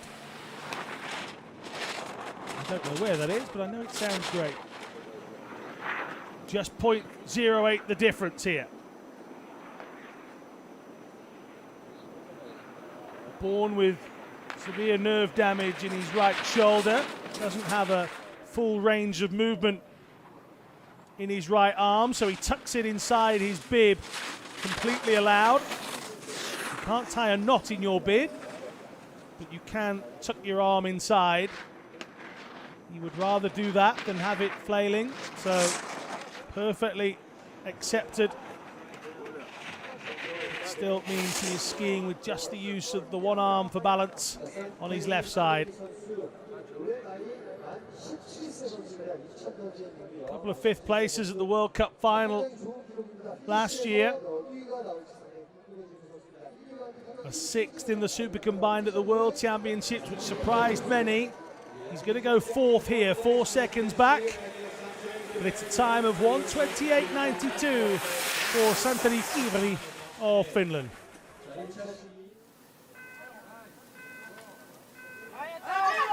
Thomas Field from Switzerland. 31 years old. He's one of that small band of people that's born on New Year's Day.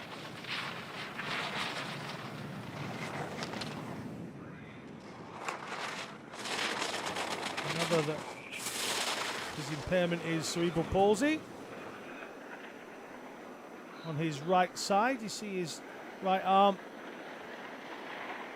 I'm able to use a ski pole in that arm.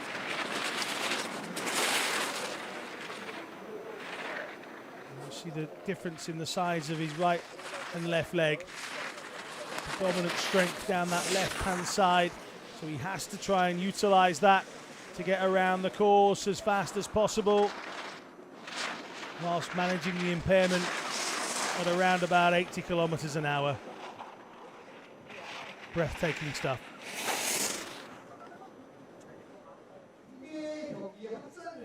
So third games.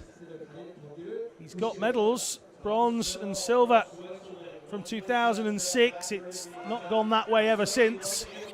But Thomas Field in towards the line.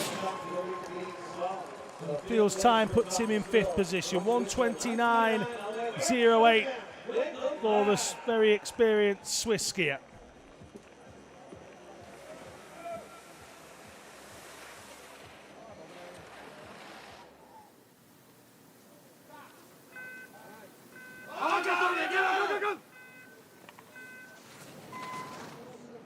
Thomas Röcher from Austria.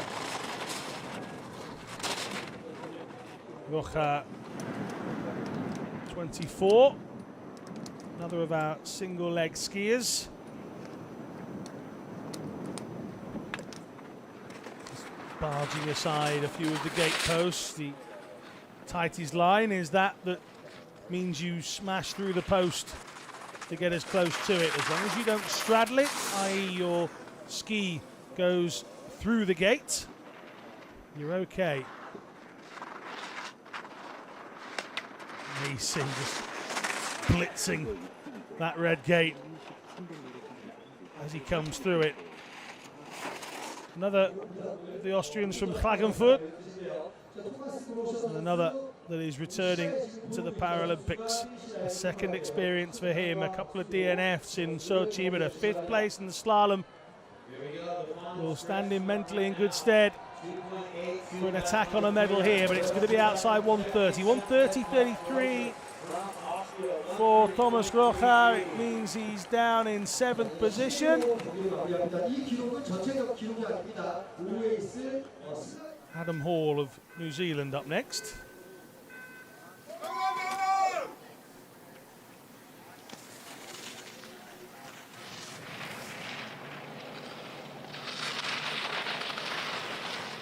Years old from Dunedin.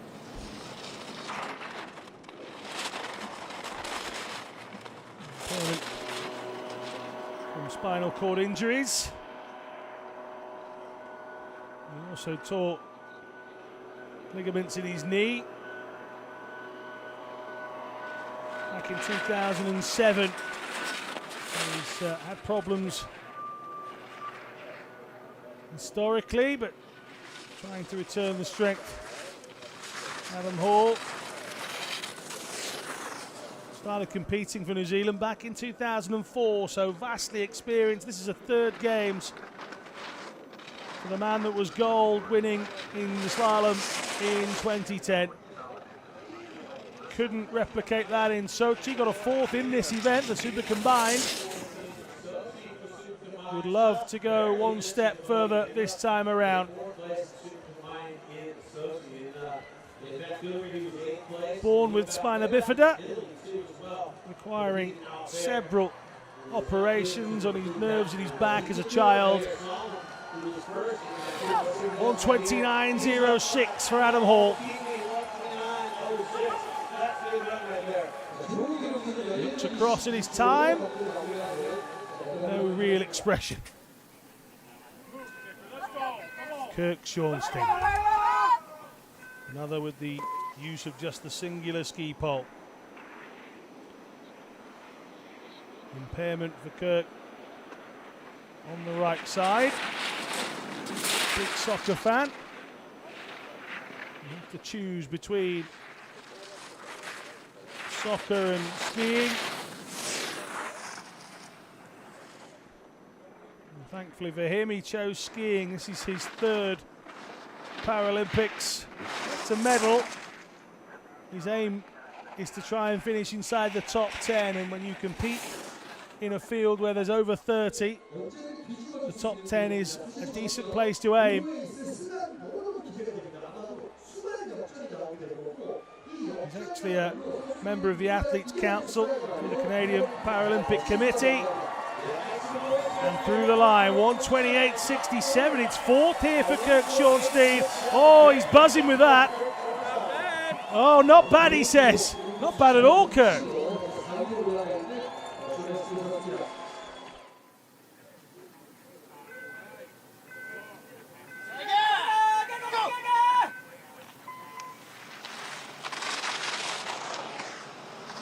Hiraku Misawa. Single leg skier from Japan, 30 years old from Matsumoto. Again, the use of the outriggers for our single leg skiers. There's a flip switch on those outriggers. You'll see a little cable. They can flip them outwards, and then they have to push the front end of the blade to get them to go back upwards.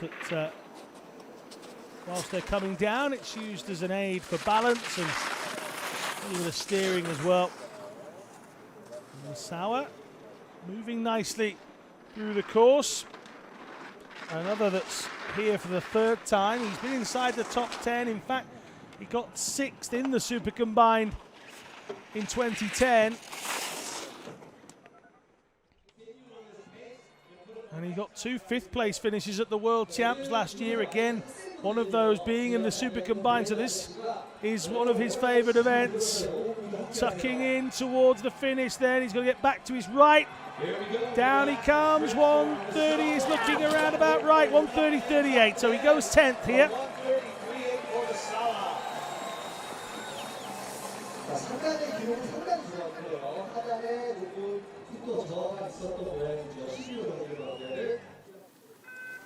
Standard of competition for the men's standing is high, but so far here in PyeongChang it hasn't got as high as this man. This is Jaerim, and he's inside in the opening section.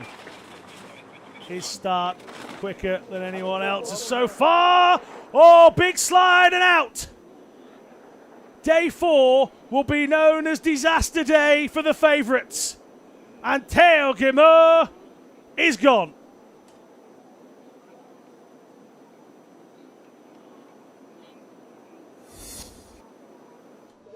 Well, some of the big dogs in the yard have gone with a whimper. Jaerim slides out of the competition. Rather innocuous. He's holding on to himself as he slides down there, so I'm wondering if he's done a little damage as well.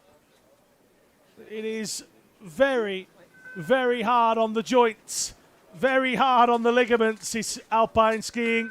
You are forever twisting and turning your body. And if you catch it wrong, something can go. Well, big surprise. Jaerim out of the competition. Next up is another man that I fancy can be big here in PyeongChang. It hasn't happened for him so far. Had a very disjointed World Cup campaign, but Alexei Bugaev, when he's flying, he's flying. 2 golds, 2 silvers and a bronze in Sochi, representing the neutral Paralympic athletes here in PyeongChang, as he has done for the last couple of years.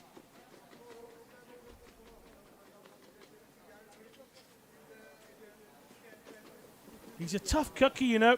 Broke his arm whilst at the World Championships in La Molina in 2013. Didn't go home, just got his arm put in a cast. 1, 2 silvers.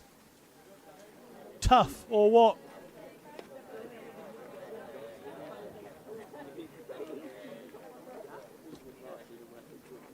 Big fan of extreme sports. Alexei Bugaev. He says he's ready. Beautiful sunshine here on day 4. Can Bugaev bring his brilliance, or will another big name fall? Oh, a little erratic. Bugaev is another of those breed of standing skiers that just throws himself at it and worries about steering afterwards. If he can find his speed, he'll deal with the direction as it comes through the gates. slamming into them and getting as close as physically possible. Again, just the use of the pole in the left hand, and he's quicker. Arthur Bochet is sat in the winner's area at the moment, knowing that the man that's beat him on the first 2 days is gone. But he'll also know that this guy's quick, but he's slowed a little. 86.8 kilometers an hour. Mesmerizing. For a human being that doesn't have a full range of movement in every limb, to get somewhere near 90 kilometers an hour with just the balance of one ski pole. It's fascinating to watch, it's tremendous to talk about. But it's compelling viewing here as Bochet just about slides inside. 1:25.62, he's second. Mitch Gourley drops down to third, Francais in fourth, Schornstein fifth, but Bochet stays on top.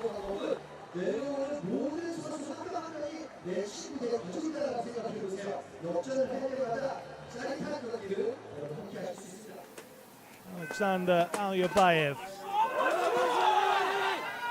You'll note that Alyabayev's time factor is 100% whilst he skis with an impairment, a la the non-use of a pole in his right hand. It is deemed that his impairment does not affect his ability to ski.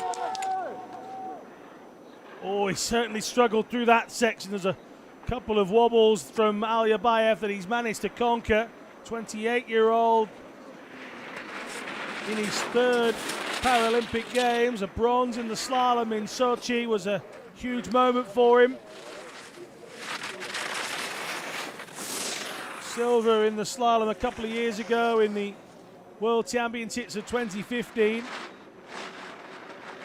Another that now represents the neutral Paralympic athletes.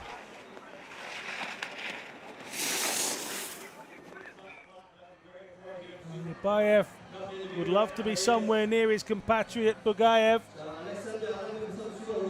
but Bochet is the benchmark time. He's going to be well outside here. Oh, in fact, he's missed the penultimate gate. Oh yeah, Bayev is bye-bye. 2 gates to go. He just gets wide here. It just seems to turn too early. Real misjudgment from Alyabayev.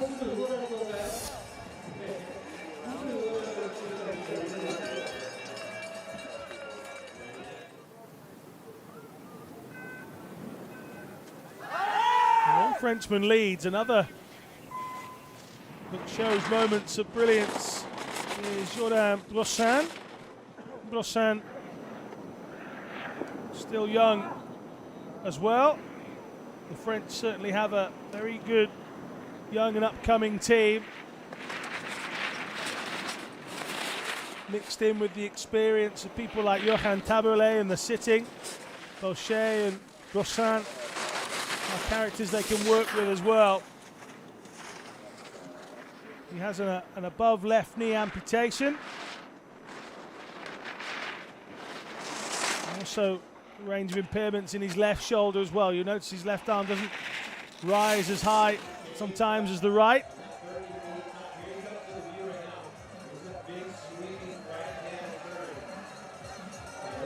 But it is Brossan heading down. He'll turn here. Now he clocks Bochet's time. How far behind will he be?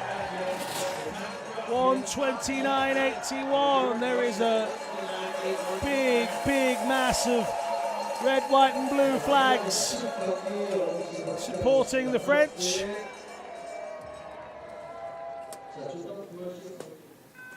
Michael Brugger. Another of our Swiss contingent here at the Games. Brugger 0.28 back at the first timing section. How far behind is he here? He's dropped some, 194. He is a big build of a man. He's Michael Brugger, and that will only help to propel him down the course using the speed. So much experience as well. He's 35 now. Made his international debut in 1998. This is only his 4th games, a big gap between 98 and 2010. He medalled in the giant slalom in 98. He medalled again in silver in the downhill in 2010. A couple of 5th place finishes for him in Sochi, but not the best of World Cup campaigns this time around. He's going to be a little off the pace. He comes into the final left-hand drop down. He's already outside. He's done well to maneuver himself between the blue penultimate gate. Across the line in 1:32.28. The 35-year-old has to settle for 14th place.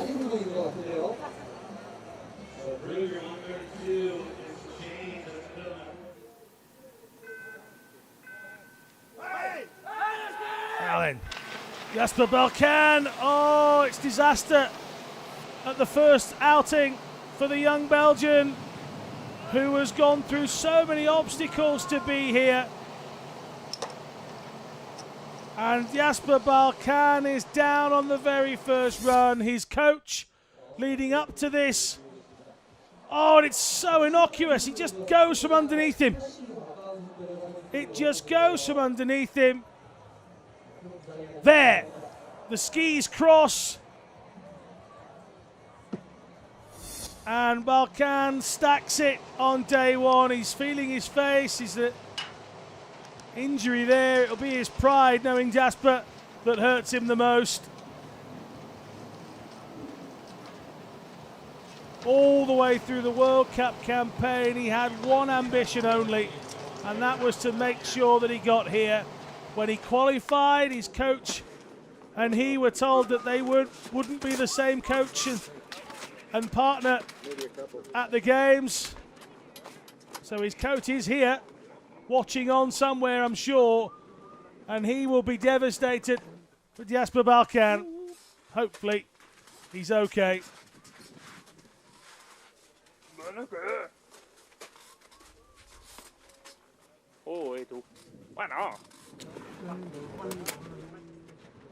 So day 4.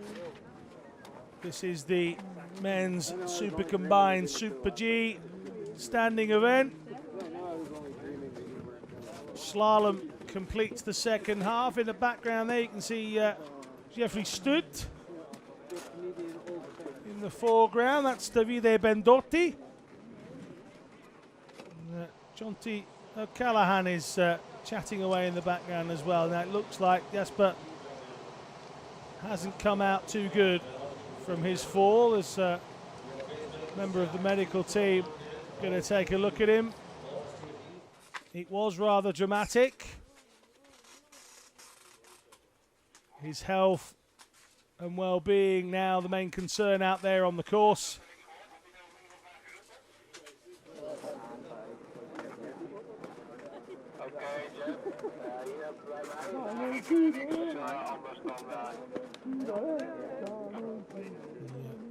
To the rest of the athletes, it's carry on as normal. One of the Canadians burying his lower limb in snow. It's at times like that, as commentators, you want to have an answer for something. I just don't have one. Maybe warmth. That's all I can think, but maybe just bored. All of the athletes get up there a long time before they have to go. Make sure they are there on time. But just receiving some medical treatment to his face, it would appear. Here's the incident again. Oh, he crosses his skis. 4 years of hard work, and he will look back at that. His coach Mark will just say to him, mate, we talked about this. And it's just the most innocuous thing. Well, he's going to need a little assistance getting onto his skis. It would appear that he's happy to come down under his own steam. There was a fair few airlifts in Sochi. We're blessed. I'm touching wood as I say this. We are blessed so far that nothing so serious has happened in the Alpine world. There's been some big injuries elsewhere in training days, but here on the Alpine. Well, he's getting a round of applause from people at the side of the course and people in the stand here. He's a likeable character on the World Cup circuit, is Jasper Balkan, but it's not to be in his first appearance here in PyeongChang. Bendotti waits patiently. Niko Pijancic will be on the course fairly shortly as well. Delays are part of lots of sports, none more so than para-alpine skiing. If there is an incident on the course, you have to get the athletes to a safe place and keep them in good condition and keep them healthy. Number 33, Roger Prejudice, just 20 years old, the Andorran from Andorra La Vella. His factored time is 93.91. Flag bearer here at the opening ceremony in PyeongChang, so he already has a huge memory to take away with him.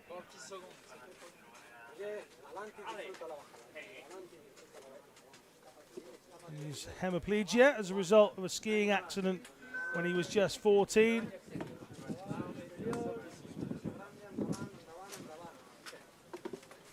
Also infects the loss of sight. He has peripheral vision in his right eye.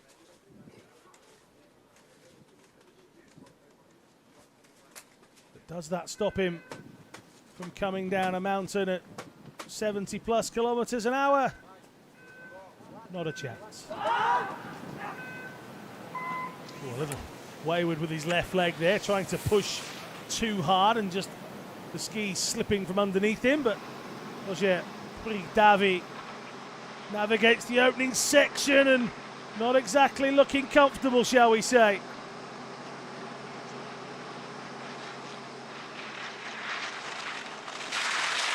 Well, he's already been to a World Championships. He got a few finishes in and around 17th and 19th. A lot of the athletes here will talk openly and admit that they aren't in the right place to win medals with their impairments, but what they are is showing that they can do it. People of Andorra will look on to Roger Prejudice as an inspiration. Oh, they'll hope he's okay here. He handled the first issue. Well, at least that turned into a harmless looking slide. It could have been disastrous at one point. Damn, man. Well, the last two athletes have come to unceremonious endings. Does brilliantly well there to hold that, and actually I think it saves him from a rather more undignified ending. In, well, Prejudice slides out of view and he slides out of the competition, and you see him there making his way down, so he is okay to a degree. Prejudice is gone.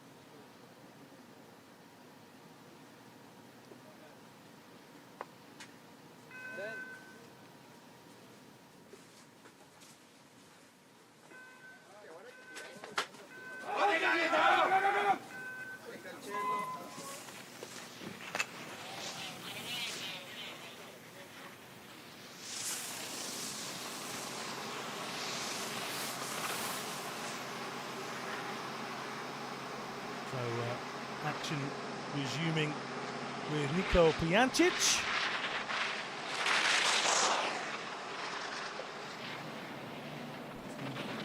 And his name on the start sheets. Surname at least, the use of the left pole. people ask whether the use of a left or right pole on a certain course would make a difference. I think the answer to that is that each athlete has a different impairment to everyone else and will deal with the course differently each time as well. Oh, he's done well to hold the left leg back, but it's a big mistake for PyeongChang, and the 21-year-old gives us a hat-trick of DNFs in a row here. Well, he got a little wild. He was going quickly. He'd reached the 90 kilometers mark as he came over this hill. And as he landed, the left leg just went away from him. And Nico PyeongChang of Austria goes the same way as Prejudice and Balkan and becomes our 7th DNF. Davide Bendotti now.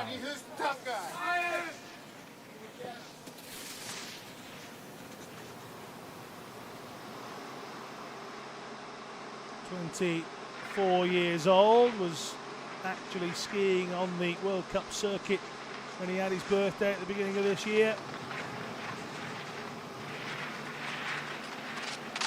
Got into the sport after his mother went for a walk and saw a man skiing with one leg. It was actually Italian Paralympic skier Luca Carrara.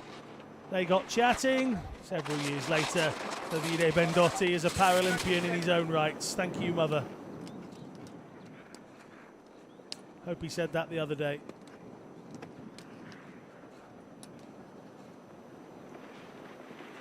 Bendotti chasing down the times that have gone before him. Remember, 32 athletes in the men's standing, and Bendotti, it's 4 in a row.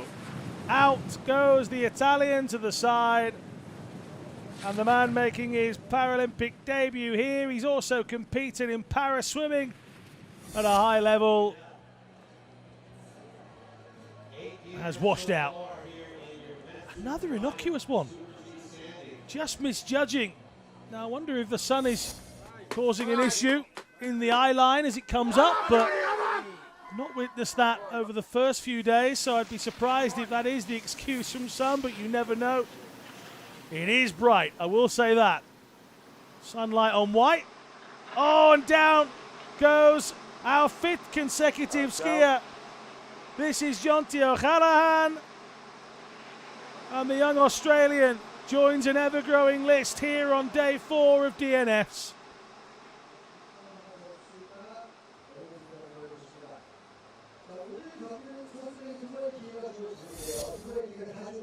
Again, just here, Jonty's strength doesn't allow him to control with the right leg as well. And down goes the Australian. He's lost the ski poles somewhere on the course. He'll get those back and he'll make his way down. Well, he's a smiler. He's Jonty O'Callaghan, I can tell you that. It's already on his face, but there'll be a little grimace in there as well. He's a sport-mad youngster from Australia. I don't think the team will have to work hard on his confidence to get him up and going again. He's full of that. But he is out here on day 4.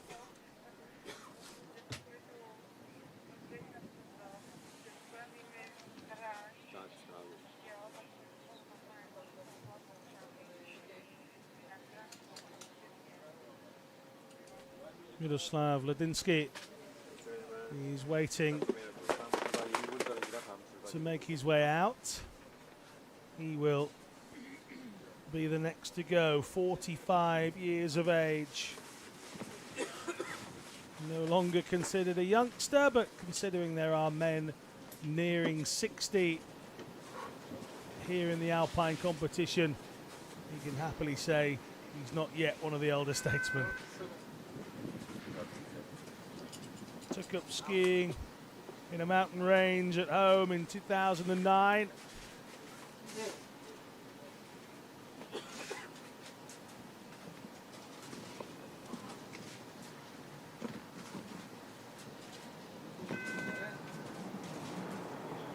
Injured whilst serving for the Czech military in Afghanistan.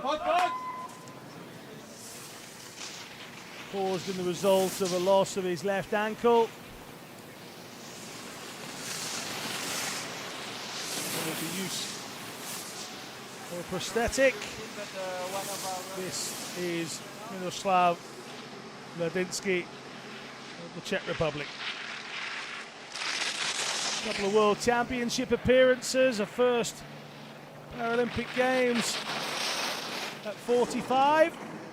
I'm sure he is taking in absolutely everything. He's soaking in the sun at the moment, that's a fact. It's reached around about 8 degrees here at the PyeongChang Alpine Centre. Scheduled to get even warmer.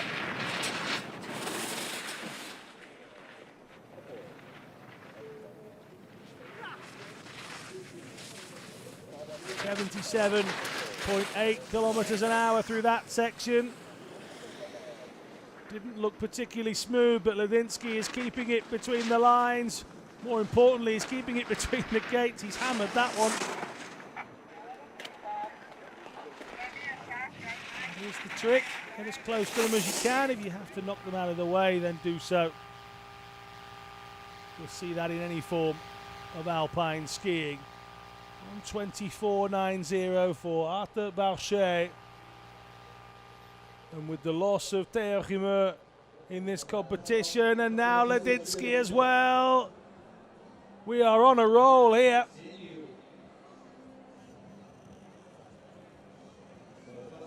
That is the 6th straight athlete to hit the deck here in PyeongChang. Thomas Vaverka is next. The second Czech athlete. The spectators at the bottom haven't seen anybody cross the line in over 10 minutes.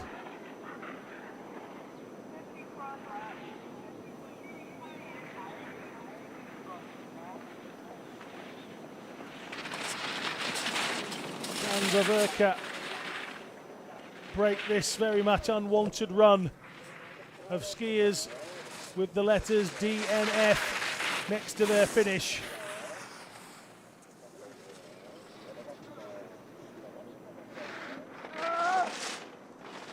Vaverka himself lets out a big yelp as he struggles to get round one of the gates. 35-year-old from Prague.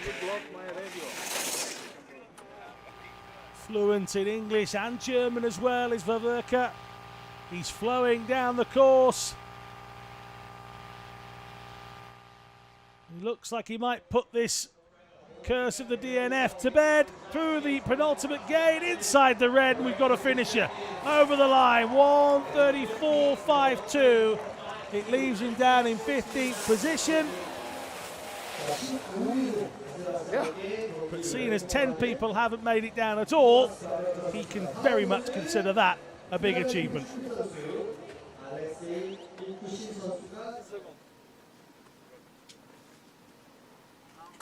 Alexei Mikushin representing the neutral Paralympic athlete delegation that are here at these games.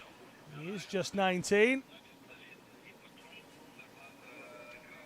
First major competition.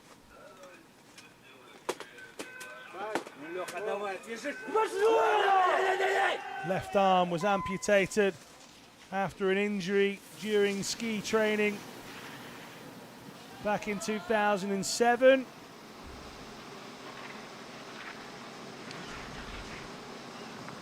So again, just the use of the right arm for Alexei Mikushin.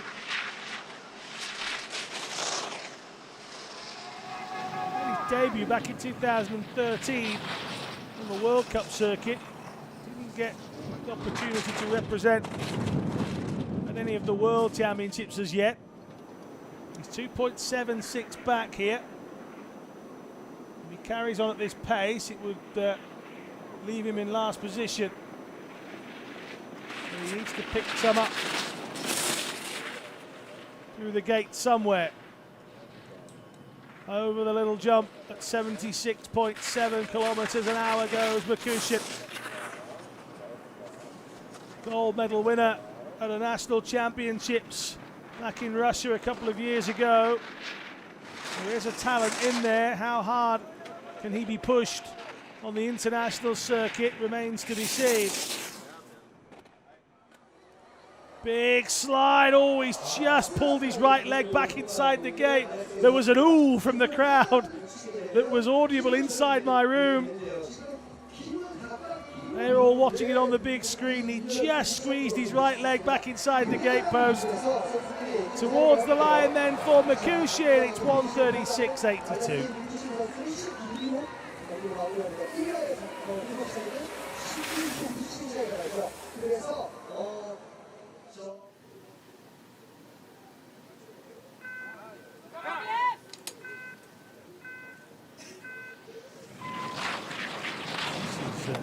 Jeffrey Stut from the Netherlands. An angry Jeffrey Stut so far here in PyeongChang. He was shouting at himself in the finish area the other day, and oh, he's had a big slide. Working his way through the gate, but huge exit off the course for a moment. It's like they've built another course for him.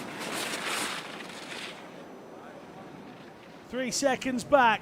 80-some kilometres an hour, though. He is shifting, Big Jeffrey. He's not a small guy.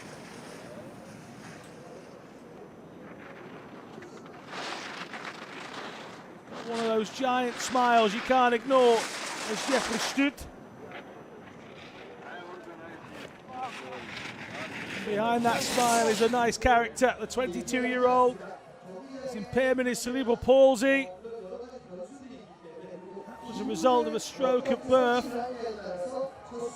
Affects majority of his left side. Again using the strength in his right leg to get back in that gate. And to the line, Stut. Well, he goes into 10th position. That's not a bad run in the end. 1:30.06 with the slalom still to come. Chance of Jeff. Braden Luscombe. Single leg skier from Canada. 25 years old from Duncan. Now resides in Victoria, British Columbia.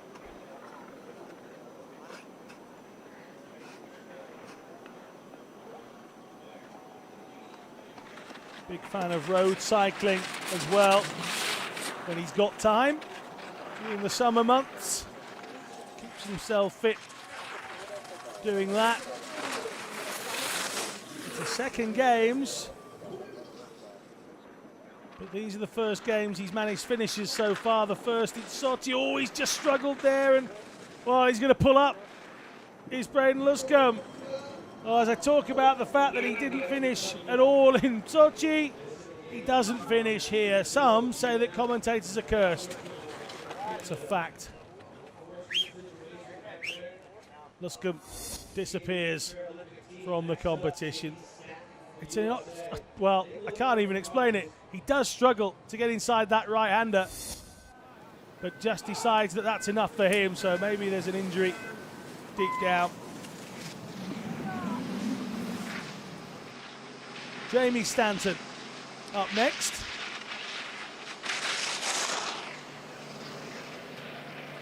A 23-year-old from Rochester Hills in Michigan.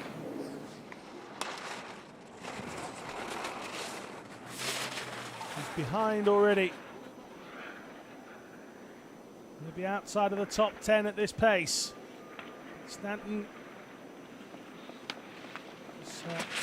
issues with his lower right leg.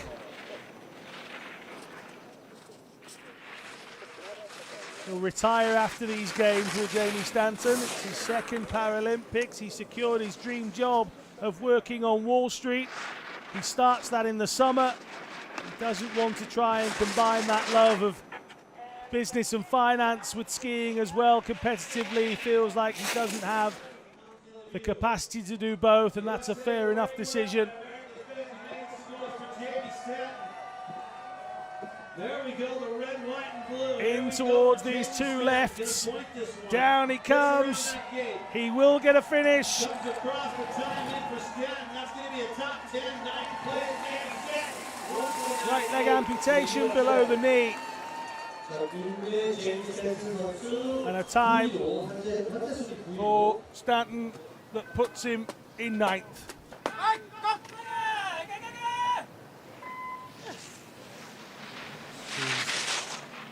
Gakuta Koike of Japan. 35-year-old from Okaya. Gakuta working hard. Again, just the use of the right ski pole. You see the limited movements that come from the left hand altogether. He's an office worker when he's not skiing. He's clocking 82 kilometers an hour there. That's not bad at all. Has competed in paracycling at national level. Seems to find a lot of the para athletes are multi-skilled. Oh, big slide. Looked very casual as he made his way back inside the gate, as if it wasn't a problem at all, but oh, he's all over the place here. And Koike tries to get his head down and make his body as small as possible to get some speed back going again. In towards the drop to the line. And there was a huge slide out to the left-hand side of the course near the end. 138.64 for Gakuta Koike.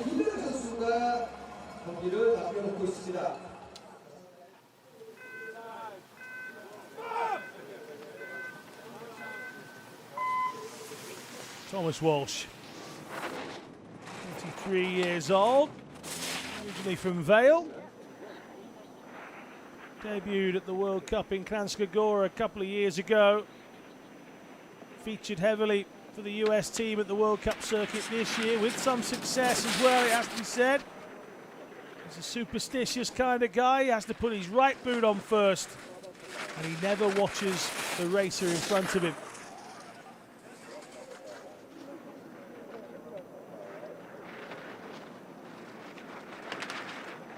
Impairment comes as a result of the effects of Ewing's sarcoma.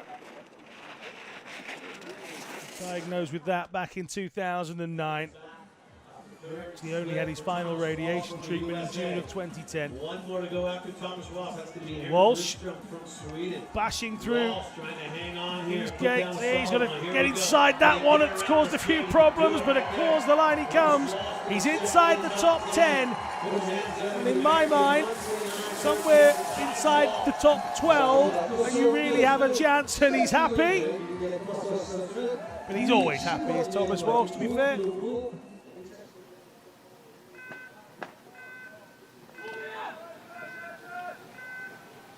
Aaron Lindström, the 17-year-old Swede, surprised everybody with a bronze at the World Cup circuit this year. Caught a few people napping on the day who weren't expecting a 17-year-old Swede to appear. But he does have some speed, this guy. He does have plenty of skill. But at such a young age, he hasn't always put it down this season.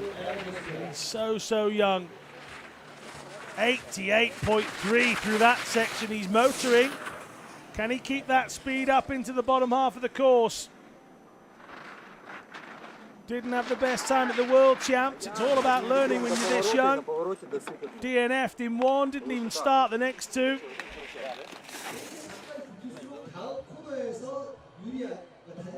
Towards the finishing section, into the last quarter of the course then. Bochet's time will not be beaten by Lindström, but can he get himself inside the top 10? Keeps it neat through that section. 130 will be over though. 131.10 in 17th for Aaron Lindström.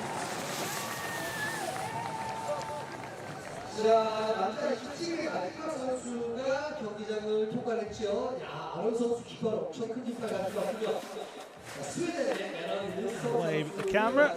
The only Swedish representative in the para-alpine section. So the men's super combined event, after one event of two, the standings in the standing look like this. Artur Bochet from Bulgaev Who will it be from the two athletes beginning with B? We have to find out after the second run. 2 runs are combined. 1 run of the Super G, 1 run of the slalom here on day 4 of the PyeongChang 2018 Paralympic Winter Games. The Gyeongshan Alpine Centre has thrown up some huge surprises here on day 4. Stick with us, there's plenty more to come.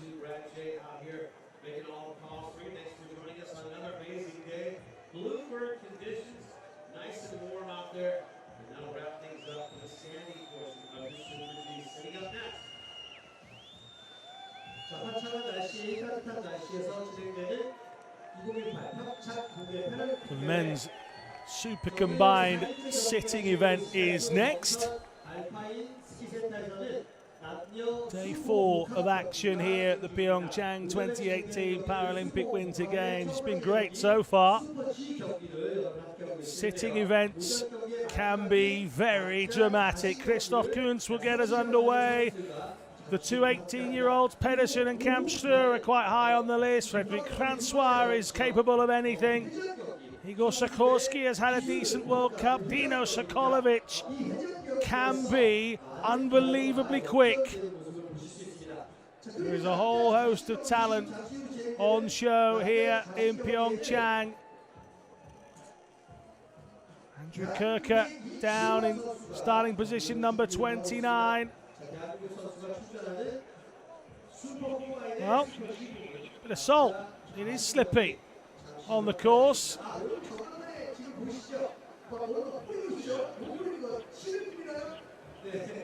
So a little bit of maintenance required from the course staff before we get going again here on day number 4.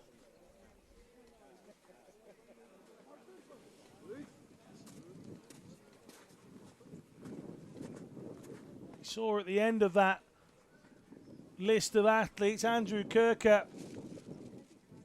and it means that right to the very end of this competition you're not going to be sure of who has an advantage going in to the slalom run of the Super Combined, because Andrew Kirker so far has a gold in the sitting downhill and a silver in the Super G. He goes second to last, which means that it's going to be an agonizing wait for everyone that goes before him. They'll know that the American has the ability to affect the top standings. There'll be nobody breathing easy in this one. The gates are ready, the sun's out. Just a little bit of work on the course before we get going.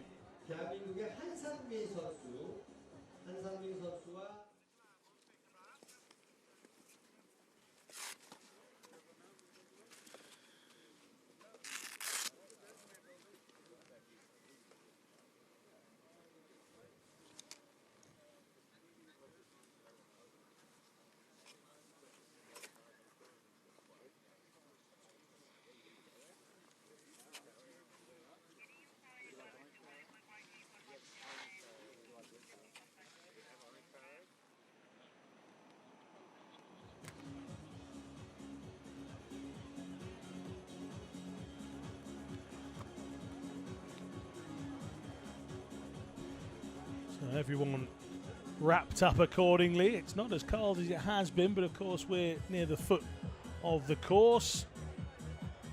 It starts some 600 meters above where our position is. There's the surprise of the season.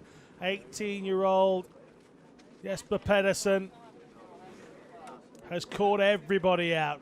Nigh on dominant in the World Cup campaign. There weren't many legs he didn't win.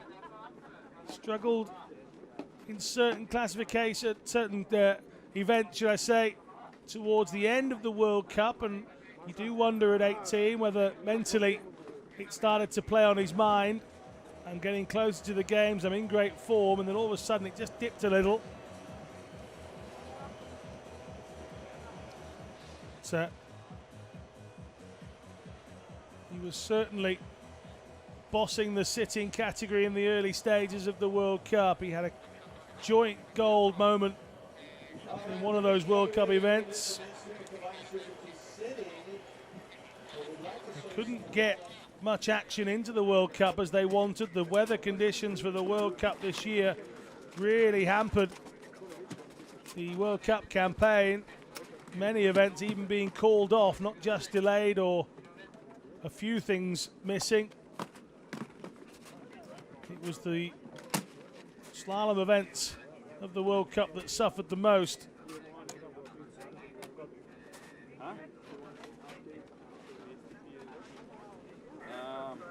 Athletes are used to delays in this sport, so they'll just sit biding their time.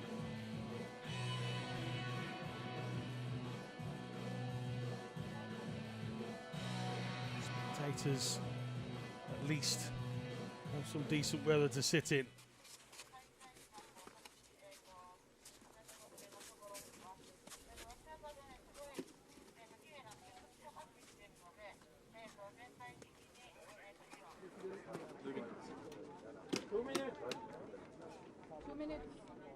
As I mentioned, plenty to watch out for. Jeroen Kampscheur,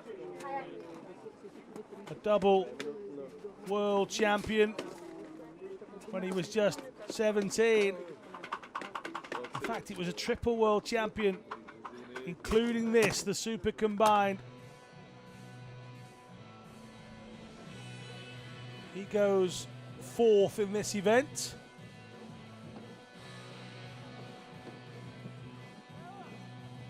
Roman Rabel and Christoph Kunz are 2 and 1 respectively.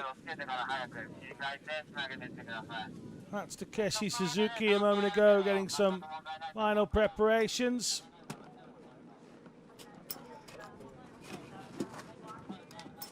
Kurt Oatway.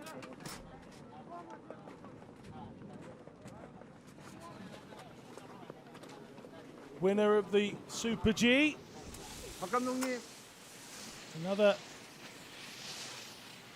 that will be desperate to add to the tally already. 8th in the downhill, but victorious in the Super G for the 34-year-old Canadian. That, though, is Christoph Kunz. And when we are allowed to go, he will be the man that leads off the sitting competition. We're nearly there then. The timing switch is pulled across the gate. Once you go through it, it triggers the clock. And that bad boy doesn't stop until you get to the red line.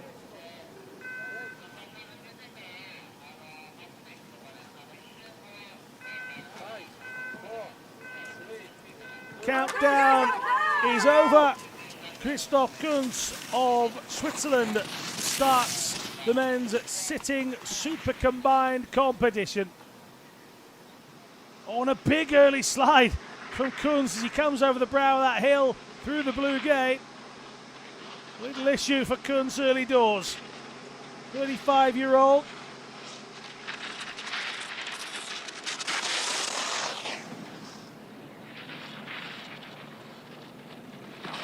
So much different to those that stand. The feel of the course right underneath you. You see the system that exists below the mono ski, a suspension system. Oh, and, well, Kunz hasn't quite slid out. He's done well to get himself back in the upright and carry on. Sometimes it's more luck than judgment. The snow just puts you back. But Christoph Kunz continues to come down. He will set the pace, 73.1 kilometers an hour.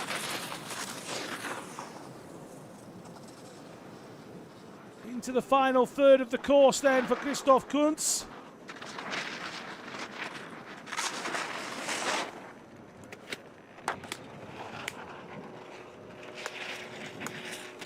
Again, just using those outriggers for balance and a little bit of guide.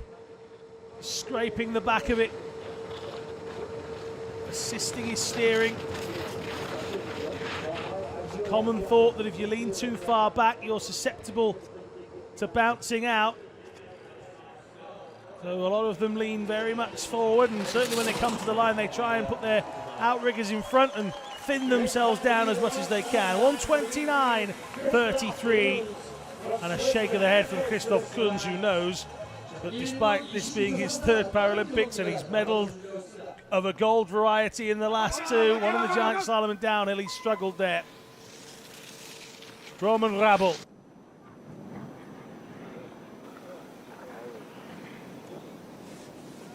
"26-year-old is already coming down at the side then. Rabel is gone early.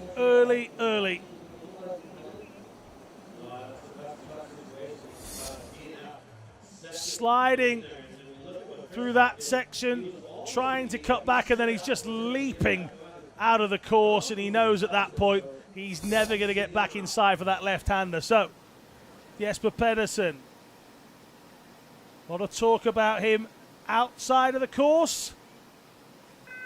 Can he show it on the slopes of PyeongChang on day 4? Just 18 from Bergen. Very proficient in German, Spanish and English. A real talented kid at 18. Born with spina bifida. This is his Paralympic debut event. First couple of days haven't gone the way he would have wanted, maybe. Some of these bigger events are still to come. A fantastic World Cup campaign. 1.68 the difference already for Pedersen. Not having the issues that our first couple of runners have.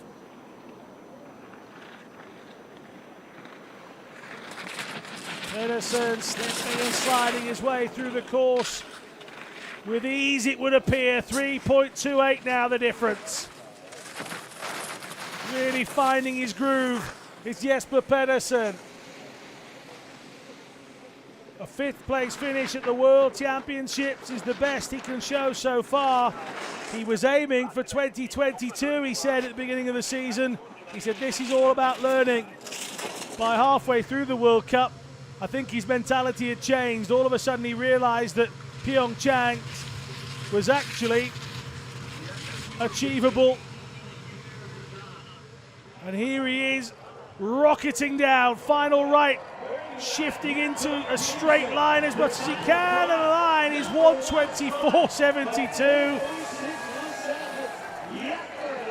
Cuts a huge gap into the lead, but there are so many more good sit skiers to come.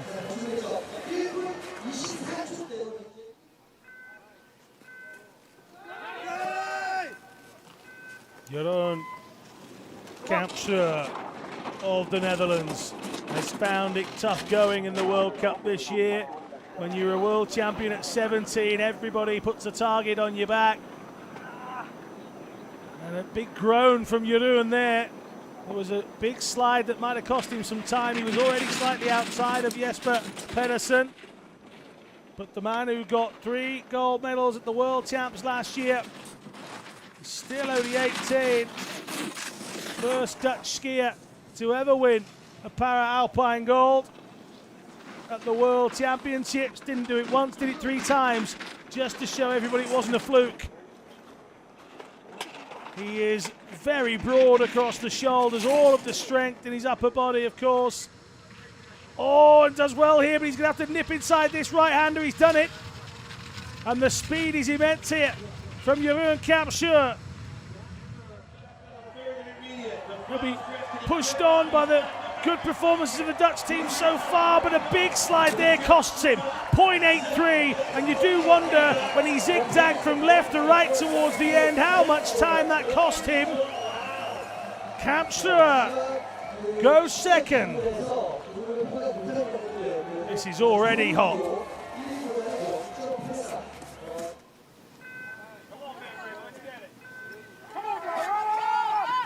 Already with a gold to his name. Good Oakway. Super G Victor already here at PyeongChang. So this opening section of the combined event is the one that he will hope to do the damage with. If he can get a good time, then when it comes to the slalom, he has the starting advantage, but he is well behind here. 1.48 the difference. for Kurt Oatway. 34-year-old from Edmonton, Alberta. How much can he find in the bottom half of this course? A second Paralympics, and Oatway's very wide there. Very wide there and out. It is a DNF for Kurt Oatway.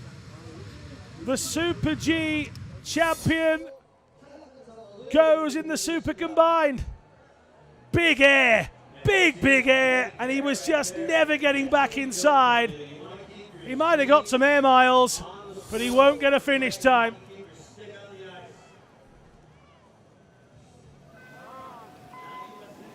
When you're airlifted on the side of a run, it gives you a different perspective on life. Tyler Walker is such that man. Huge incident in Sochi, meant to being airlifted, and some pretty hefty injuries as well, but it hasn't changed his mentality in terms of racing. He still goes at it. He had a very big smash during the penultimate World Cup event as well earlier on this year.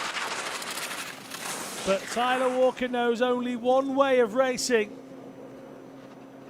and he puts everything in to every single performance. I spoke to him a couple of days after his big smash this year, and he just said, I'm a little shook up. It keeps happening, but I'll keep going, he said. Well, keep going. He is indeed. He has to be inside 126 to be in contention at the moment. Into the drop down, it's quick. Big slide here, he's done well to hold it. Tyler Walker towards the line, 127.27 for the American. It's a third games, his second never really took off. Is this the moment Tyler Walker breaks the medal duck?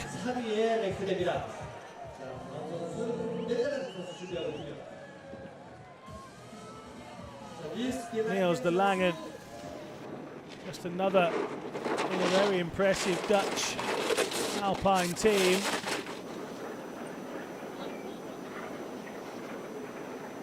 Niels is only 19 as well, so along with Jeroen Kampscheur, there's plenty of opportunities to come. Struggling with the pace here, De Langen, 2.78 back. You see those mono skis, they feel everything. They are so low down to the ground. If you are leaning back as you hit one of those grooves or a bump, then all of a sudden you've got a fight on your hands to keep it straight. Keep the blade as flat to the surface as you possibly can. Through some of the tighter sections, obviously, you have to rely on using the edge of that blade. And if you hit something at 70-odd kilometers an hour, it could hurt. Niels de Lange through the line, 129.47. There we go, Morgan's pumped on this one.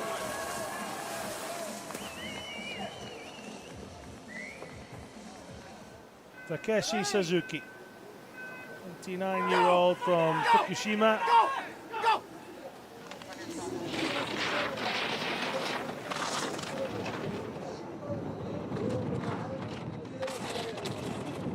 He actually won gold in the men's skiing slalom in 2014 Paralympic Winter Games on the 17th anniversary of the accident in which caused him to lose both of his legs. What a momentous day that was. He said, my life changed on that day. He said 17 years later, I achieved a boyhood goal.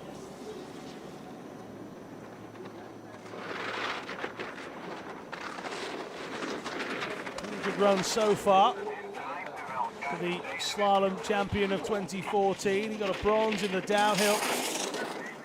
He'd already got a bronze from Vancouver in 2010 in the giant slalom. Will he feature in medal positions here in the Super Combined?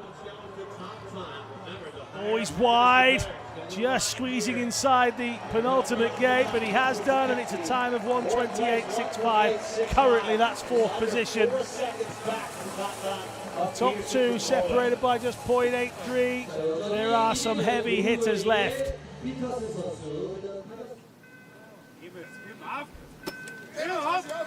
Your Kreiter from Germany.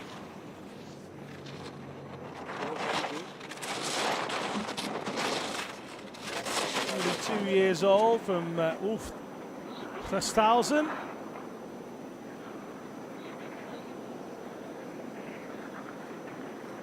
Discovered para skiing whilst watching the 2006 games in Turin.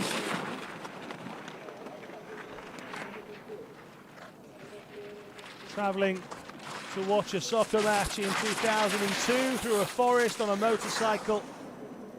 Crashed into a tree. In the end, his injuries led to complete paraplegia from the 5th vertebra. He spent 6 days in an artificial coma. If you can overcome that, you can come down a mountain in a monoski, and that's Kreiter's opinion as well. Slipping and sliding through the course. Kreiter having an issue there. The shake of the head suggests to everybody that that is just about enough for him. He's going to finish the course, but he's going to be way outside of the time he probably wanted. Kreiter wants to finish for himself, but a shake of the head again at the bottom. A couple of issues out here on the course. 1:33.50.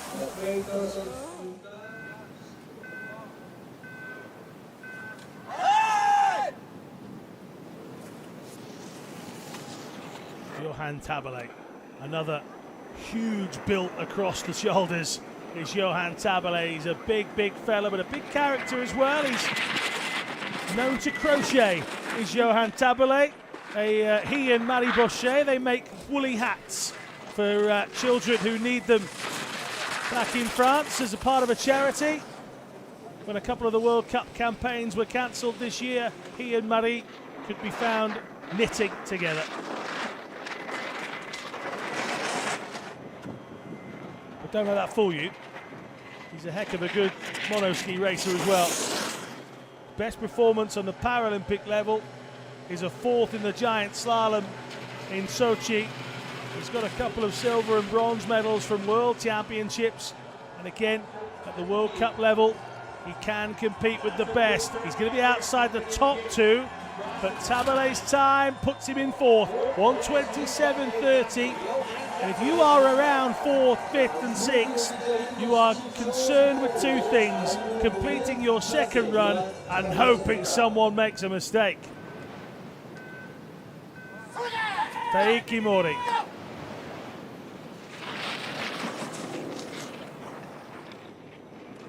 "37 years old, Taiki Mori. Oh, big slide here. He's going to miss the gate. Is he? No, he's got back in 1. He is not going to. Yes, he is. Big surprise. He's worked very hard to make it into those last 2 gates. What I will tell you is that will have cost him all sorts of time. Well, he was going really well. He's already 3 and a bit seconds back, but 2 huge off-course moments for Taiki Mori. Oh, and another big slide, and it's out. This time he couldn't hold it, and Taiki Mori misses that blue gate at the top of your shot. And the Japanese superstar is gone. It's 3 DNFs now in this competition, including some pretty big names.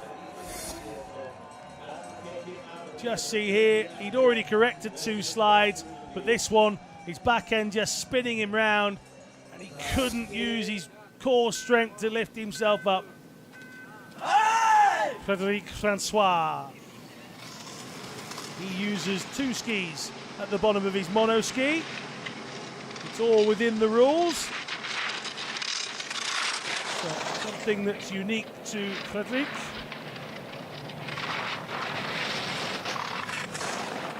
21-year-old.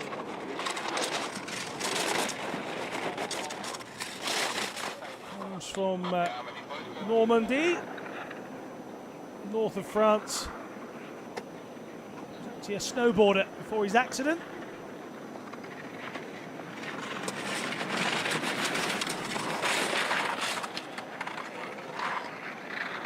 He's not far outside here. Francois, 0.18 the difference. Frédéric Francois chasing down on the time set out before him. Pedersen 1:24.72, Hamstra 1:25.55. Can he nestle himself inside those two, or even right at the top? Into the bottom quarter of the course then. Right-hander here leads into this awkward left. And he's not wide at all. Brilliant from Francois towards the line for the Frenchman. Second. What a battle we've got. There's a huge groan inside the stands as he just misses out, but Frédéric Francois is buzzing. 1:25.08.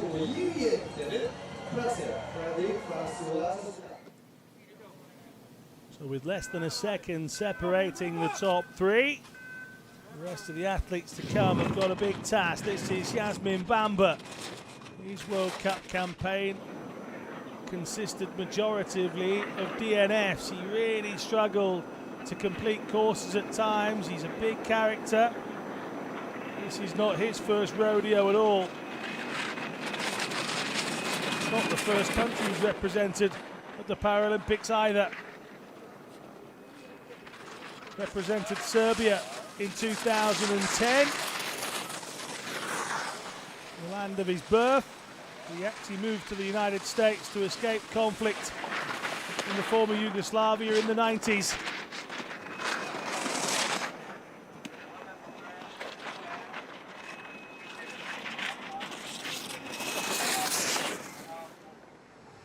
He's 38 now. A wife, Sarah, 2 daughters, Leia and Maya. Oh, he's just caught that post with his left arm, but it doesn't seem to have taken him off course. And Yasmin Bamba will finish here on day 4. 1:31.53.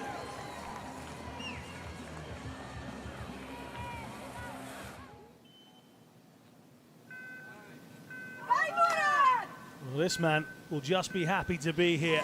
Broke his arm in the World Cup this season. Murat Pelli. Another smiler. He's a funny guy, is Murat Pelli. The Swiss team were asked to do a video where they said, "See you in PyeongChang," and at the end of the video, before the cameraman could press stop on the recording, Pelli leans into shot and shouts, "Maybe," with his broken arm in a cast. Funny guy, but he is capable of some very quick times, the 35-year-old.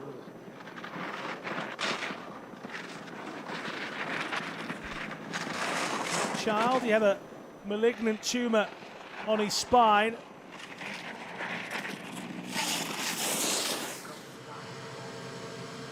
He's wide here. Oh, and it's spun him out, and he's going to hit the fences to the side as well. He's moving his arms, but we'll wait and see how much damage that's done for Murat Pelli. He is desperate to finish here in PyeongChang. He has took a hefty fall on day 4. One of the course assistants just asking him, he's gone wide here, and that's not anything that's too difficult, but his back end just slips away, and then, well, he's took that right on the back, throws him up in the air. Might look soft snow, but it's not that soft. But Murat Pelli,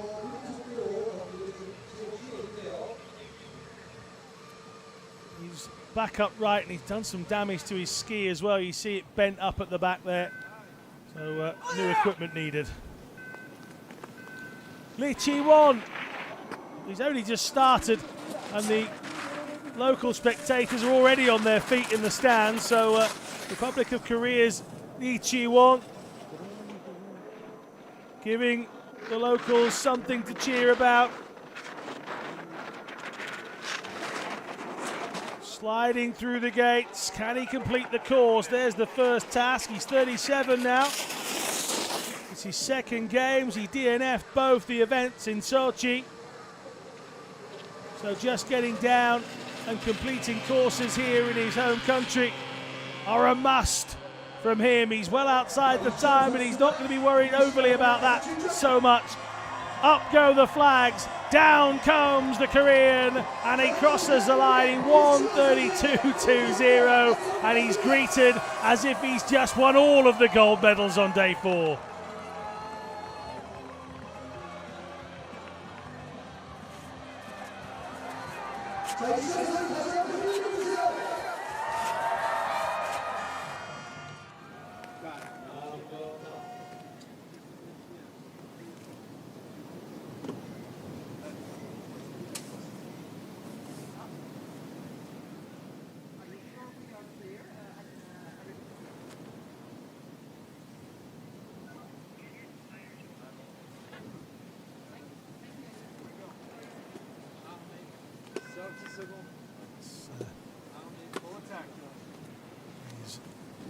Bib number 61 waiting patiently. That's Josh Elliott.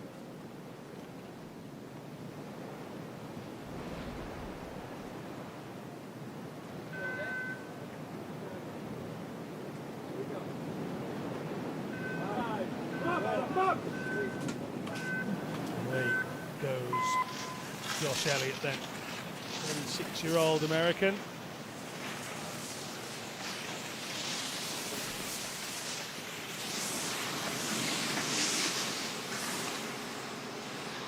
Way through the opening section of the course quite neatly. He's with wife Samantha back in San Diego. 31:13 is the checkpoint time. Only a second out so far.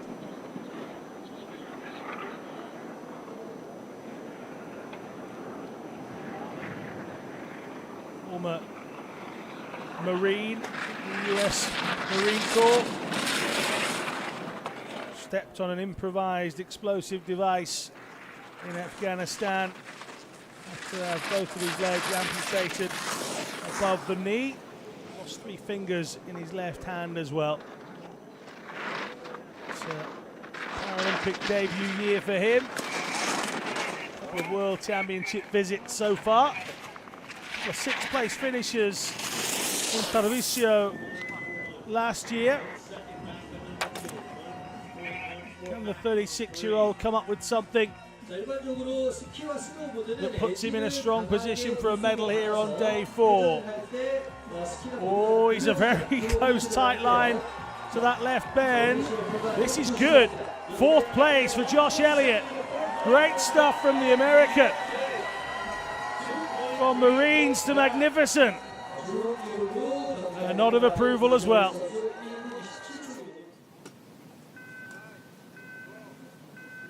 Rene Di Silvestro of Italy.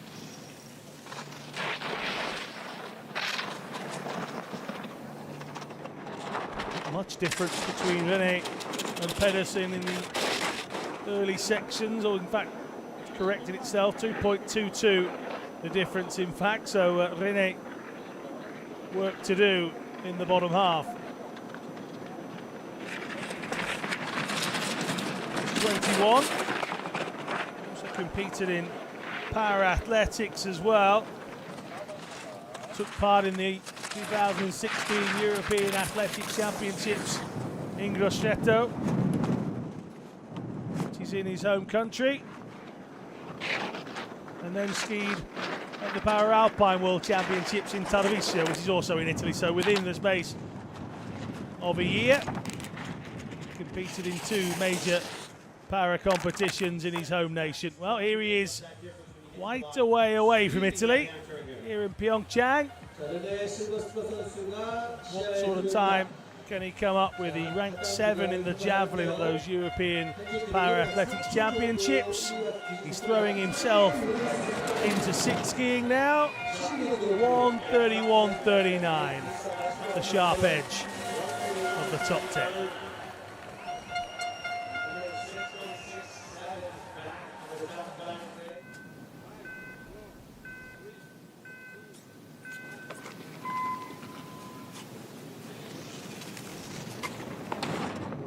Igor Sikorski from Poland. 27-year-old from Krakow.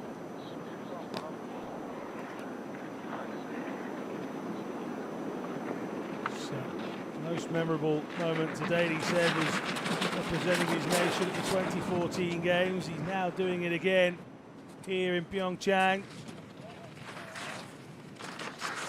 An avid snowboarder before an accident, falling out of a tree from 8 meters straight onto his back. He said he couldn't wait to get back onto the mountains.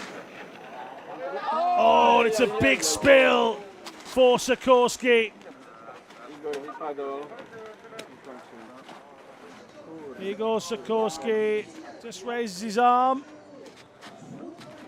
Hopefully no serious damage done.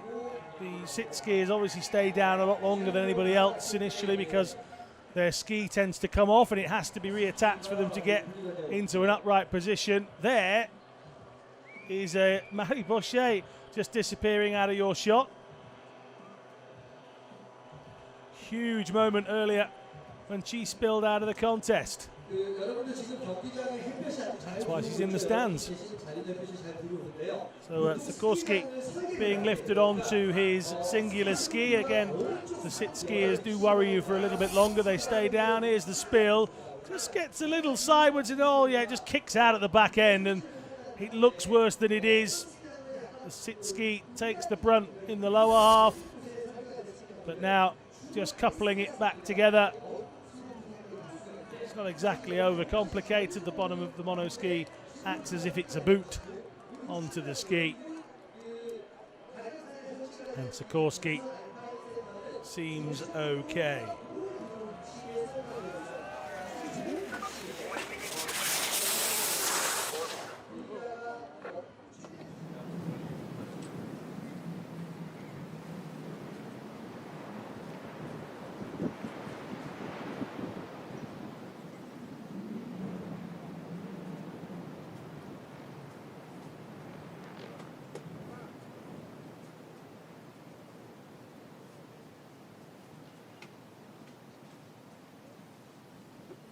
Next up will be Enrique Plante of Argentina.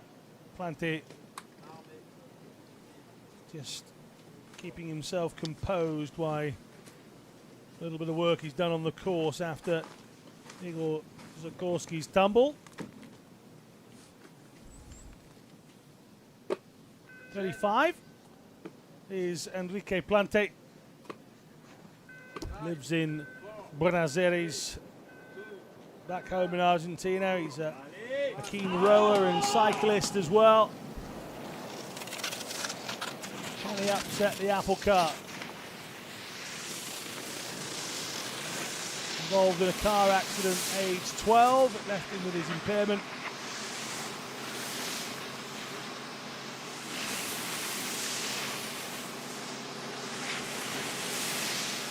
Manufactured devices that can be attached to wheelchairs for users. It transforms them into a tricycle. Clever man, Enrique Plante. This is his second visit to a Paralympics. He came 19th in his one and only event, the giant slalom, 4 years ago. How will the 35-year-old fare here in the super combined event on day 4 of the PyeongChang2018 Paralympic Winter Games? He's already 4.5 seconds back, nearly, from Jesper Pedersen. But to many of these athletes, the achievement isn't the height of their finish. It's the way they do it. It's even completing the course for some. Plante hoping to inspire future generations of Paralpine skiers in Argentina, and that's a huge slowdown for him. He just bashed himself on the head to say, "What are you doing?" He got some big air. Really dug the side of the edge of that ski in and went sliding off, but Plante coming down towards the finish then. 1:35.97, he holds his arms out to the side in celebration. Not even the energy to stay up in the end.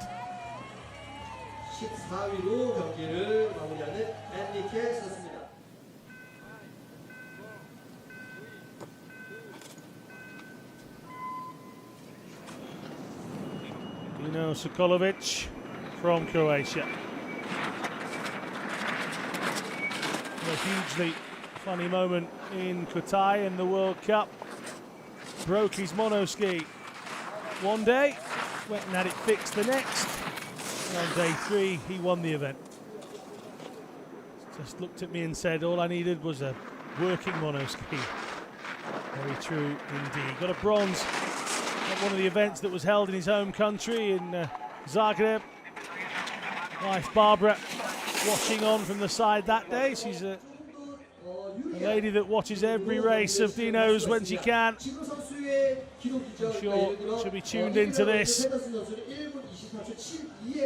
He's off the pace here. It's Sokolovic. Comes in towards the line, 12th position. 1:31.65 for Croatia's Dino Sokolovic.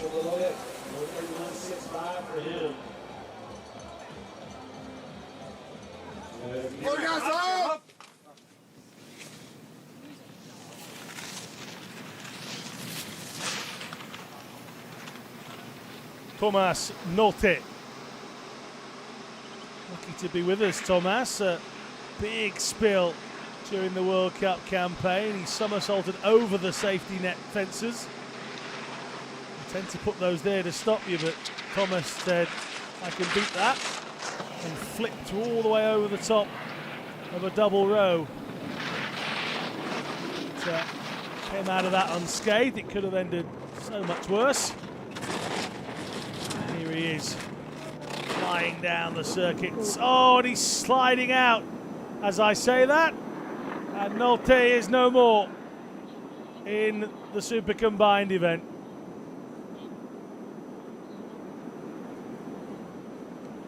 Again, relatively unscathed. But the 33-year-old from Helmstedt, again, sometimes it can just look so innocuous, so nothing. Back end goes from underneath him, and so does his hopes of a finish on day 4.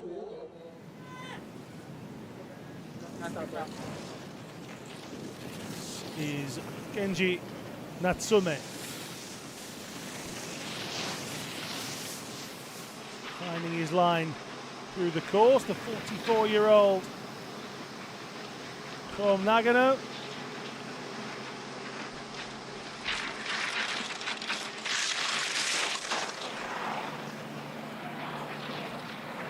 He took the sport up in 2005, big wide corner there for Natsume.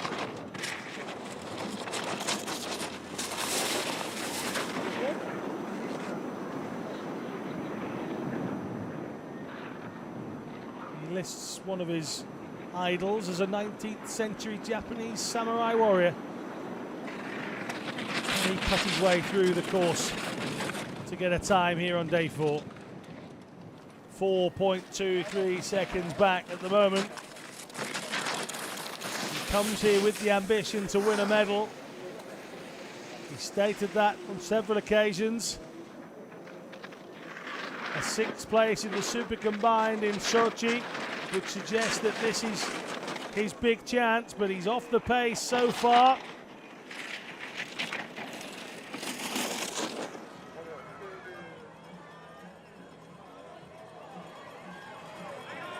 Tsume into the bottom section, then he's gone past Pedersen's time. Oh, gets a little sideways as he comes through the last two gates then. 1:32.28 for Natsume of Japan.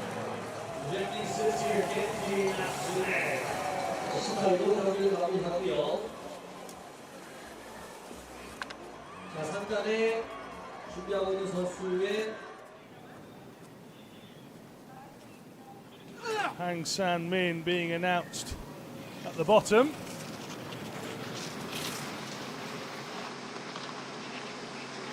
So the host nation spectators are up on their feet again, and well, they're being joined by any nation that cares. It's quite windy at the bottom, not windy enough to affect the conditions for racing, but it certainly helps the flags to fly. And San-min is flying here. He's not that far outside of Pedersen's time, to be fair.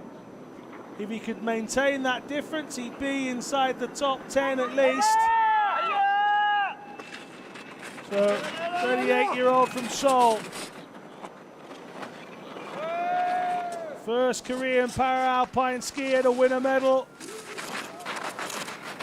Did that at the 2002 games in Salt Lake City. He won a gold at a World Cup in 2010 as well, so plenty of firsts. He staved off retirement for a third Paralympic Games, this time on home snow, and you can't fault him for that. Down he comes then. Just a few more gates to navigate. This is one that's not exactly easy. And down he comes to a hero's reception. He is the big name in this sport, in this country. And he is 10th. Hang San-min, 1:29.48. And that's delighted them.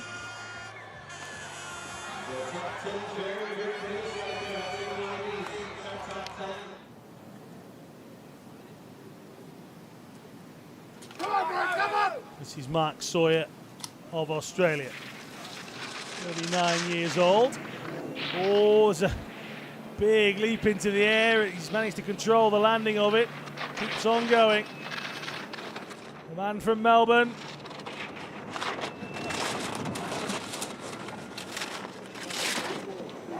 He's had a go at wheelchair tennis, rugby, basketball. He used them all as his rehabilitation back in 2004 after having his accident.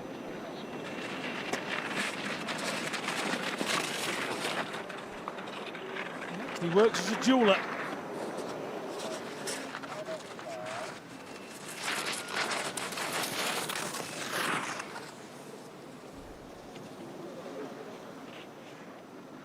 A motorcycle accident in 2004. Hitting a concealed log in long grass, sent him spiralling into the air, hospitalised him for 5 long months. Making his way into the bottom quarter of this course then. 1:24 will be unachievable. Oh, he's just had to recorrect his positioning. That slowed him down a little bit as well, but dropping down then. Outside of 1:30, this will be for Mark Sawyer, 1:33.24.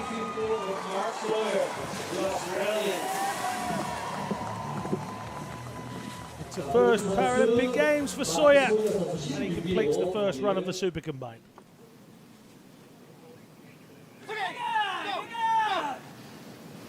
Akira Kano now. 1-year-old from Abashiri in Japan.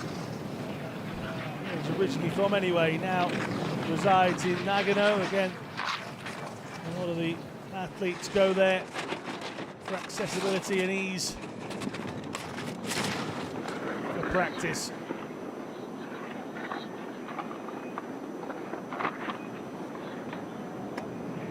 Fighting hard with the course and the conditions. Far back in his bucket seat there, Kano. Again, the old adage, if you lean too far back, you feel everything a little bit too much and it can bounce you out because the weight is on the back, not propelling you forwards, but each to their own. Each of these 6 skiers will have a very much different technique. Kano is carving his way through here quite nicely. He actually watched the 1998 Winter Games on television whilst he was hospitalised. Not going to go chill the number 1 spot, but that's not what you're looking for here. Looking for a top 5 if he can pull that Into off. the bottom left corner then, and this is going to be a quick time from Kano. It's not going to be a top time, but it'll be inside the top 6. 4th. Oh, Akira Kano puts the cat amongst the pigeons, as they say. 126.91. Oh, it's tight between 4th and 8th. Real tight. Sam Tate from Australia now. With only a handful of skiers left, 5, including Tate to be precise. A couple of these guys could well throw as a difference maker. Tate, oh, a big slide. Checks on the snow and pretty much nullifies any speed that he had. 4.77 seconds behind Jesper Pedersen in the early stages. And now the hard work begins again. Having got up to speed, you'd expect to be rattling through this section of the course, but that slide earlier slowing him down. 73.6 though. And another big slide here, but Tate's kept it in the lines. That's wide out of shot. Will Tate reappear? No. He's gone very wide. Now, whether he's managed to stay within the course, the suggestion is not, because there's nothing over there other than fresh powder. So Sam Tate is the next in line to go. He becomes our 7th DNF of the day. Now, Simon Valner.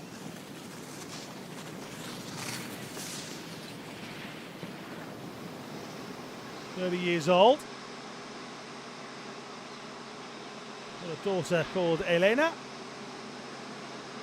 He lives in Volders, which is pretty near Innsbruck in Austria. Huge moments for Simon Valner competing here. Broke his 5th vertebrae only back in 2011, so for some of these athletes it's about the journey, not the medals. Simon Valner went from living his day-to-day life to breaking his back in a motorcycle accident and being paralysed from the chest down. You can either just accept that's your lot, or you can go on to try and achieve something else within the limits of your impairment. And here is Valner, just 7 years or less than 7 years after that accident, competing at his first Paralympic Games, representing his home nation.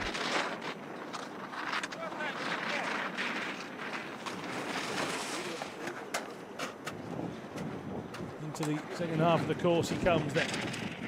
Starts the drop down that allows the spectators to see this little dot at the top of the mountain as far as we can see it, and it gets bigger and bigger as they get closer and closer to the line. Already outside of the time, but I'm sure his daughter is screaming at the TV. Might even be here in the stands, you never know. As they come towards the line then, Valner's time is 1:35.59. It's 19th. He is a Paralympian, and he has completed the first stage of the Super Combined.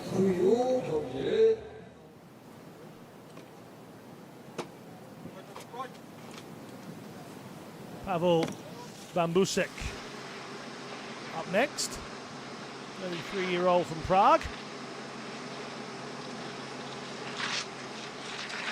Got the sport in 2004, so 12 years ago, 14 years ago, sorry. Has he got a surprise result in him here? He's already a fair bit behind Jesper Pedersen.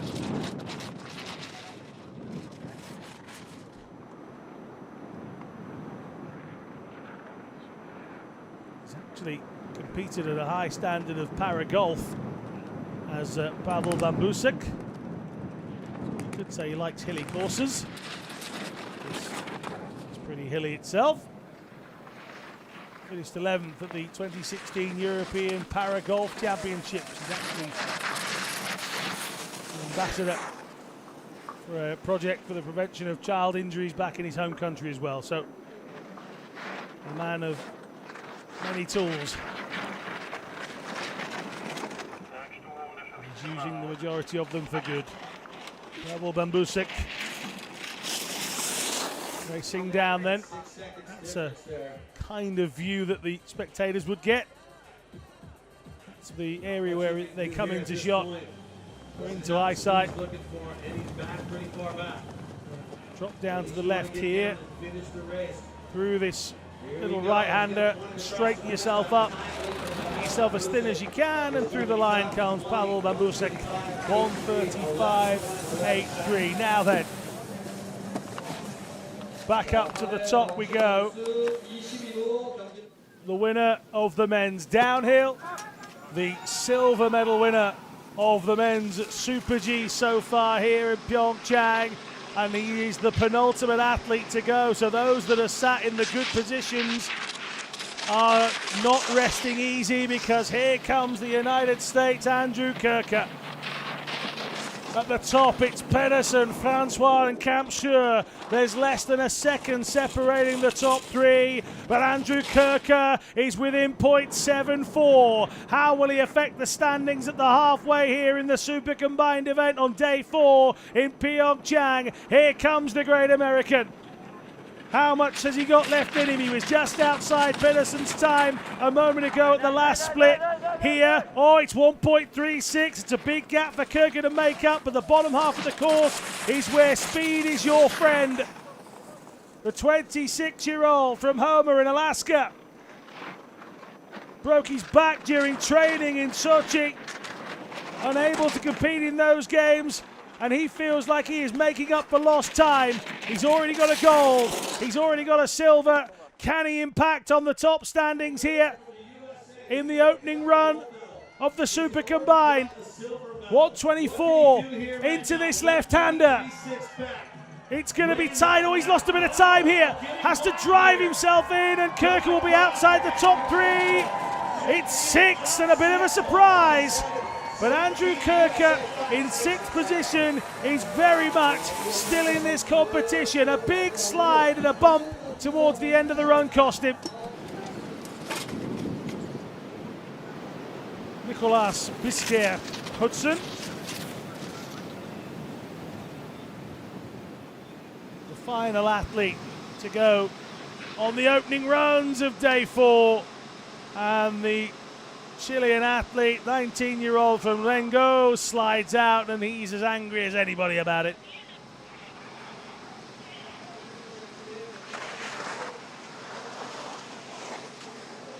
Well, he only started para-skiing in 2014. It's a huge achievement for him to be here. Oh, again, just leaning back as he tries to come down towards this right-hander. And it just means that the back end slides away from underneath him.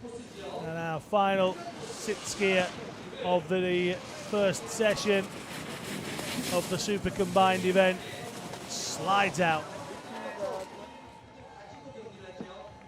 So the standings after the Super G part of our Super Combined event. Don't forget they have to do the slalom as well. The 2 times are then combined, and the fastest over the 2 is the winner.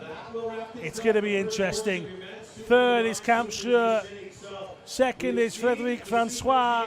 Jesper Pedersen of Norway has half a hand on his very first Paralympic gold medal. There's just 0.83 separating the top 3, and less than 3 seconds between 8th and 1st. Don't miss the slalom run It promises to be absolutely sensational. And we'll get the second half of your men's super combined Super G, the slalom part, coming up at 3 o'clock here today. 자, 지금 시간은 12시 51분을 가리키고 있고요. 여러분, 다음 경기는 오후 3시에 시작합니다. 식사를 맛있게 하시고요. 오후에 있을 슬람 경기에는 아주 많은 역전이 계속 등장하게 될 것입니다. 선수들의 스키의 테크닉을 배우는 슬람 경기, 기본 감독이 가장 좋은 경기입니다. 선수들이 얼마나 스키를 잘 다루는지를 보는 슬람 경기가